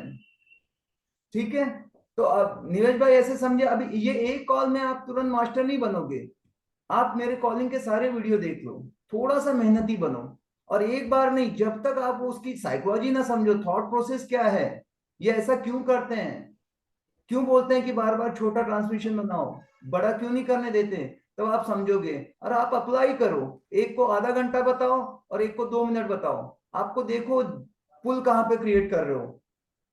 वो आपके, आप सोचो शाहरुख खान है और वो अभी जब शूटिंग चलती है अभी क्या कर रहा होगा, घर पे सो रहा होगा, किसको भी मालूम है क्या करेगा एक एक्टर आदमी। पर अगर वो रोड पे घूमते लगे, चलो सब्जी नहीं आज लेके आता हूँ, फिर सब लोग मिले, सब लोग हेलो हाय करते रहे, उसकी कोई वैल्यू रह जाएगी क्या? पर वो बर्थडे के दिन एक दिन आएगा हाथ दिखाने के लिए, तो लाखों पब्लिक खड़ी रहेगी उसका एक झलक पाने के लिए, है कि नहीं? तो ये इंपॉर्टेंट रहता है, तभी वो सेलिब्रिटी है, तभी उसको डिमांड है। तो कितना आप उस चीज को समझते हो, ये बहुत जरूरी है। डन है, मेरे ख्याल से मीटिंग खत्म करते हैं, कोई एक आखिरी का क्वेश्चन है तो ले लो, उसके बाद हम तो अगले महीने से शायद पूरी पॉलिसी बदल दें, हम ऐप पे आ जाएं, टेक्नोलॉजी को लेके आए, और वो एकदम आपको एक एक लाइन से क्वेश्चन, एक रैंडमली कोई क्वेश्चन पूछ के पूरा क्वालिफाइड नहीं होता है, एक तरीके वाइज की, एक बिगिनर को पहला स्टेप क्या, सेकंड क्या, थर्ड क्या, फिर उस हिसाब से जब ट्रेन करेंगे तो मजा आएगा और ज्यादा सक्सेस रेट बढ़ेगी। एक क्वेश्चन फिर भी आए तो ले लेते हैं, उसके बाद मैं कैसे मेरी अवेलेबिलिटी है पता नहीं, चेक करूंगा, बट जब भी आएगा आपको कम्युनिकेट करेंगे, जरूरी नहीं कि मंडे को 1 बजे हमेशा मिल ही जाऊं, कुछ मेरे चैलेंजेस हैं, बट लोगों ने सुझाव दिया था कि ऐसा है एक ही टाइम रखो, पर अभी सीन ऐसा है कि 3-4 चीजें मेरे लाइफ में चल रही हैं, तो बिजी और होते जाएंगे, बट जो भी है उसका हम बेस्ट इस्तेमाल करेंगे, मैं कोशिश अपनी पूरी करूंगा कि मैं आऊं। ठीक है, ये आखिरी क्वेश्चन, ये बंद किया जाए? सर ये कॉलिंग के ही ऊपर एक कुछ बताते सर। मेरे यहाँ क्या है ना, 4 से 5 लड़के हैं जो मेरे साथ काम कर रहे हैं। पर जब उनसे वो पॉम्पलेट जी बांटते हैं, स्टैंडी में ही बैठते हैं और काफी जगह मार्केटिंग भी करने जाते हैं, तो जो उनको पॉम्पलेट्स हो गया, रेफरेंस हो गया, ये सारी चीजों में नंबर तो मिलते हैं पर कस्टमर विजिट पे नहीं आ पाते, और मेरे टेबल दिक्कत आ काम पे, क्योंकि क्या है, मैं जो कमा रहा हूँ सारा पैसा उनके ऊपर लग रहा है पर वो पेमेंट नहीं आ पा रही सर। यहाँ का थोड़ी सी कुछ आप बताते तो ज्यादा बेस्ट रहता। अभी जैसे आप चाहते हो कि आपके 5 लोग बहुत कॉलिंग करें बताएं, तो क्या आप पहले जानते हो वो चीज कैसे नहीं किसी सर, को भी बुला लें? कुछ कुछ चीजें आपसे देख के अभी मैंने उसको अगले हफ्ते सारे लोगों को मैंने बताया कि अब क्या है, डिटेल पूरी नहीं देनी है कस्टमर को। कस्टमर को पूरी कोशिश करो कि ऑफिस तक बुलाओ, चाहे कस्टमर कोरबा में रहे चाहे छत्तीसगढ़ के बाहर रहे। अभी उनको ये टारगेट देना कि एक आदमी बुलाने के अगर तुमको 1,000 मिलते हैं तो आप कितने आदमी को बुला सकते हो, बस। अब वो क्या सही बोलोगे क्या झूठ बोलोगे उससे मतलब नहीं है, हर जी आदमी बुलाने का खाली 1,000 रुपए मिलेगा, वो अपनी जान लगा देंगे। तो उसमें देखो बेसिक सेम रहेंगे, आप उनके नजरिए से देखिए कि मैं कस्टमर हूं, मुझे क्या कोई बोलेगा तो मैं दौड़ के पहुंच जाऊंगा। तो उसकी एक ही चीज रहती है कि मेरा फायदा क्या है, मेरे लिए इसमें क्या है, बस। अगर वो कन्विंस करने में आप कामयाब हो जाते हो तो आपकी वो स्क्रिप्ट सबसे सही स्क्रिप्ट है। कभी कभी कोई जो एकदम अनाड़ी रहता है वो बहुत लोगों को बुला लेता है, बहुत अंग्रेजी नहीं है, कुछ नहीं है, बट वो कर लेता है। तो अभी जैसे मुझे किसी को भी बुलाना है तो मैं एक ही बोलूंगा, सर देखिए एक बहुत चांस की प्रॉपर्टी है, एकदम जोरदार झकास, ऐसी चीज है कि आप सर एक बार देख लोगे, आप दिल खुश हो जाओगे। मैं आपको बोल रहा हूँ सर, ये मैं प्रमोट कर रहा हूँ, अनाउंसमेंट जैसा नहीं कि सर प्रॉपर्टी खरीदनी है तो एक प्लॉट है सर, आ जाओ ले लो, तो नहीं मजा आएगा। तो मैं उसको ये बताऊं, उसको बोले क्या है, अरे सर आप देखो तो ये है, यहाँ पे ये रेट चालू है लेकिन कम में करा दूंगा, एक बार दो, वैसे भी क्या है, ऐसे मतलब बोलना आना चाहिए। अब मेरे को वो पता नहीं आपके पास क्या मतलब प्रोडक्ट है, नहीं तो मैं अकॉर्डिंगली ऐसी स्क्रिप्ट बताऊंगा, लोगों का इंटरेस्ट आ जाए उसमें। इतना एक्साइटेड रहते हो, एक्साइटमेंट दिखना चाहिए। चीज का नॉलेज कुतिया नहीं पूछती, आपका एक्साइटमेंट कितना है। बड़ी से बड़ी चीज है, आप मुंह लटका के बैठ जाओ। बोलते हैं ना, दो दो सेलिंग वाले रहते हैं, एक के पास एकदम अच्छी चीज है, अच्छे आम है, अच्छे क्वालिटी के, फिर भी वो नहीं बेच पाता। एक का कुछ भी है वो बेच देता है, तो उसके पास क्या रहता है, वो खूब मतलब फायर्ड अप रहता है, एक्साइटेड रहता है, कोई भी आए तो एकदम, तो उसका ज्यादा बिक जाता है। एक है मुंह बंद करके बैठा हुआ है कि जिसको आना है ले, नहीं तो बच जाए। तो अच्छी चीज भी नहीं बिकती अगर सेल्समैन सही नहीं है तो। और हर क्लाइंट कोई बोलता ना ये अच्छे नहीं है, ये ऐसे ही थे, ये टाइम पास थे, मैं बोलता हूँ कि ऐसा नहीं होता है, हमें चेंज होना चाहिए। आपका प्रेजेंटेशन अच्छा नहीं था, आप थोड़ा सा अंदाज बदल दो, देखो कितना अच्छा रिस्पॉन्स आता है। तो पहला चीज है एक्साइटमेंट डालो, बस प्रैक्टिस करो, उनको बोलो कि बस जोश में कमी नहीं होनी चाहिए, सर आ जाओ आप बिल्कुल टेंशन, उसका नाम मुझे सुनाई नहीं देता। और बाकी फिर नंबर का गेम है, और पहले कॉल से 10वां अच्छा होगा, 10 से 100वां होगा, प्रैक्टिस मारो। अभी यहाँ पे कोई है तो समझो मैं बुलाऊं क्या, एक कॉल और करूं क्या जाते जाते, कि क्या होगा, समझो आप क्या बेचते हो बताओ, चलो आपसे ही ले मैं लें। सर मेरा यहाँ प्लॉट में ज्यादा काम है। प्लॉट का काम है, अब मैं तो आपको जी प्लॉट बेचने के लिए फोन कर रहा हूँ। या तो जी। आप ये क्या कोल्ड कॉलिंग करते बैठते हैं ये बंदे, या लीड आई रहती है, कोई कैंपेन रन करके उसके ऊपर कॉल कॉल करते हैं। कैपनिंग और लीड पे सर। लीड आई है ये, है ना? जी। हाँ तो आपका नाम क्या देख रहे हैं, यहाँ सैमसंग लिख रहा है, तो सैमसंग की। सोमनाथ कपिल श्रीवास नाम सर मेरा। कपिल साहब, तो मैंने हाँ। फोन कर दिया। कपिल जी जी मैं सनत बोल रहा हूँ, और जी। आप प्रॉपर्टी देख रहे हैं खरीदने के लिए। जी जी। कपिल जी आप क्या देख रहे हैं एग्जैक्टली? सर मैं एक प्लॉट देख रहा हूँ जो कि 300 से 400 के बीच में हो। अच्छा, जी। आपके ठीक पास है। कुछ लोकेशंस हैं क्या? मुझे पता चला आप लोग प्रॉपर्टी वहां उस लोकेशन पे बेच रहे कहाँ से पता चला सर आपको? हैं। सर मैंने वो आपको एक पॉम्पलेट देखा, आपका लड़का कहीं बांट रहा था पॉम्पलेट, तो उससे अच्छा, आपका नंबर मिला मुझे। तो उसमें आपको क्या अच्छा लगा कि आपने कॉल कर दिया? सर मैंने उस पे रेट देखा, रेट देख के मुझे उस बजट पे चाहिए था, तो मैंने सोचा एक बार कॉल करके पूछ लूं कि कहाँ कहाँ आपकी प्रॉपर्टियां हैं। अच्छा, तो आपको लगता है बजट की प्रॉपर्टी में दे सकता हूँ? अब जो लिख के दिए वो तो मेरे को लग रहा है वो मिल जाना चाहिए। वो अवेलेबल है कि नहीं आप ये बताइए। मतलब जस्ट जानने के लिए कि आपको यकीन है, मतलब ये बंदा कर सकता है ना, तभी तो आपने जी कॉल किया। जी और आप बहुत सीरियस भी हैं, आपसे बातचीत करके लग रहा है कि आपको तुरंत लेना है, सही बोल रहा हूँ जी मैं? जी जी, मेरे को और इसी। अगर आपको मनपसंद की चीज दिखा दूं और पसंद आए तो आज का आज फाइनल कर दोगे या सोचोगे? सर मेरे अकेले का तो डिसीजन नहीं है, पर मैं अब एक बार अपनी फैमिली घर को तो दिखाना ही पड़ता है ना। मैं आपको एक ऐसी चीज दिखाऊंगा कि दिल खुश हो जाएगा। चांस की प्रॉपर्टी है, सौदा हो गया था किसी वजह से चेंज हुआ है, पर आप घर का कंफर्म कर लो और जितना जल्दी आ सकते हो। ऐसी चीज दिलाऊंगा कि पूरे मार्केट में नहीं मिलेगी, और उसका लोकेशन एकदम वास्तु के हिसाब से, व्यू, मतलब लाखों में एक चीज है। हीरा बहुत होता है लेकिन ये आपका कोहिनूर है लोकेशन आपको। कहाँ कहाँ है? थोड़ा सा जानकारी दे देंगे फोन पे। आपने देखा था ना ब्रोशर, उस पर सब लिखा हुआ था।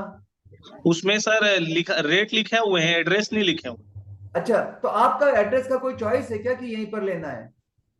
देखिए मेरे को क्या है, कम रेट का है, जो बिलासपुर में कहीं भी लोकेशन में चल जाए।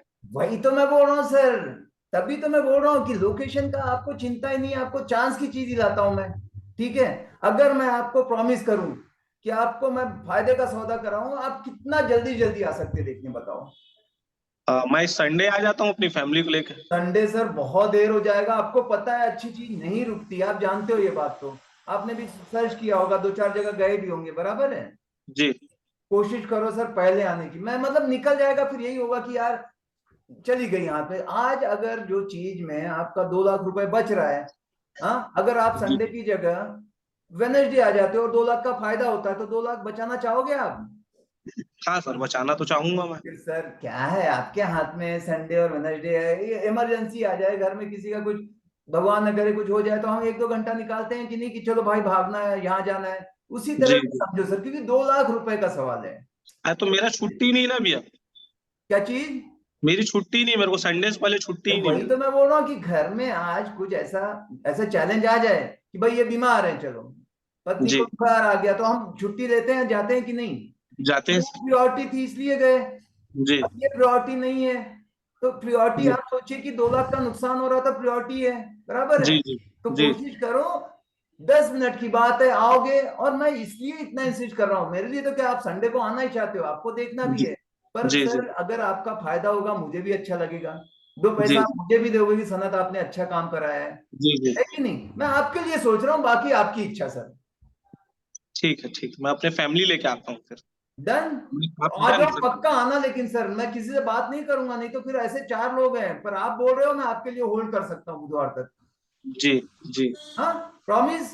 प्रॉमिस। ठीक है, चलो ठीक है, वेडनेसडे में आ जाओ, चेक लेके आना, काम ही खत्म करेंगे, ऐसी चीज दूंगा ना, आप बोलो थैंक यू बोल के जाओगे आप। ठीक है, जी जी जी चलिए, जी। Okay, thank you. भूलना नहीं, कुछ अगर इधर उधर हो तो बता देना, फिर मैं दूसरे से बात करूंगा, 4 लोग और हैं मेरे पास। पर कैसे, अब आपका किस्मत था, आपने फोन कर दिया, तो चलो पहले आपके लिए सोच रहा हूँ। ठीक है सर। चलिए, thank you. Thank you sir.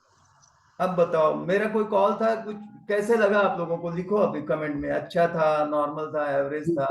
Super super.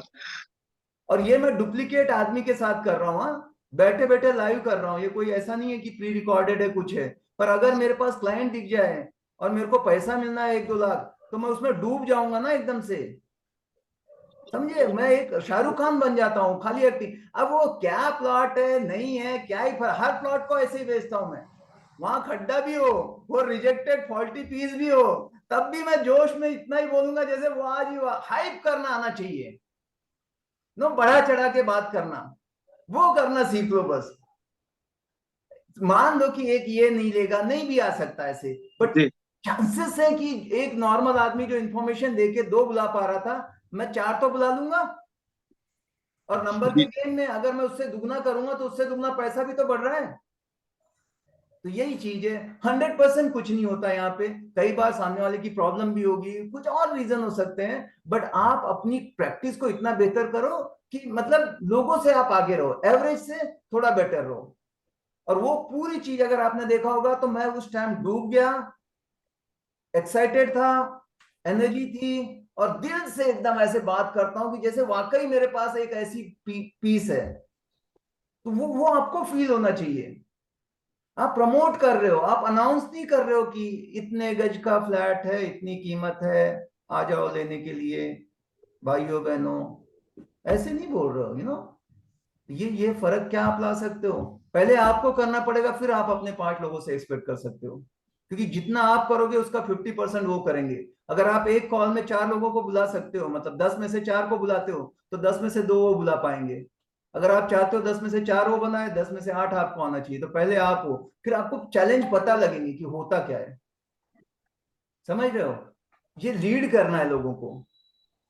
और ये पूरे बिजनेस का, मैं यहाँ पे एंड करूंगा, आप लोग वीडियो देखो, बुक पढ़ो, सारी चीजें, इसमें ना शकल की जरूरत है ना अकल की जरूरत है, इसमें नकल की जरूरत है। क्या मंत्र क्या है आज का? ना आपकी शक्ल कोई देखता है, ना आपका अकल देखता है, नकल मारो। जो ऐसा था, एनर्जी की बात कर दी इतना एक्साइटमेंट से, जब मैं बात करने लगूं बिना मतलब, अगर सनत एक और ऐसे कॉल पे जहां क्लाइंट नहीं है, अपने आप को झोंक देता है, इतने साल बाद भी वो एनर्जी डालता है, तो क्या मैं इसको कॉपी कर सकता हूं? नॉलेज का तो कुछ था ही नहीं। और क्या यही वर्ड मैं हमेशा बोलता हूं, आप अगर मेरे 10 कॉल देखोगे, खाली एनर्जी मेरी यही रहेगी, यही रहे पंच लाइन, थोड़ा 1-2 इधर उधर होगा। कितना आप 10 मेरे अगर कॉलिंग के वीडियो देखोगे, सेम सेम चीज रिपीट करूंगा। ठीक है जी? जी सर। कॉल आ रहे हैं यार, अभी टाइम हो गया मेरा, देख रहे हो? Okay sir. चलिए then, all the best, thank God you bless sir. Okay you. Sir, thank you. Thank you sir. Thank you. Welcome.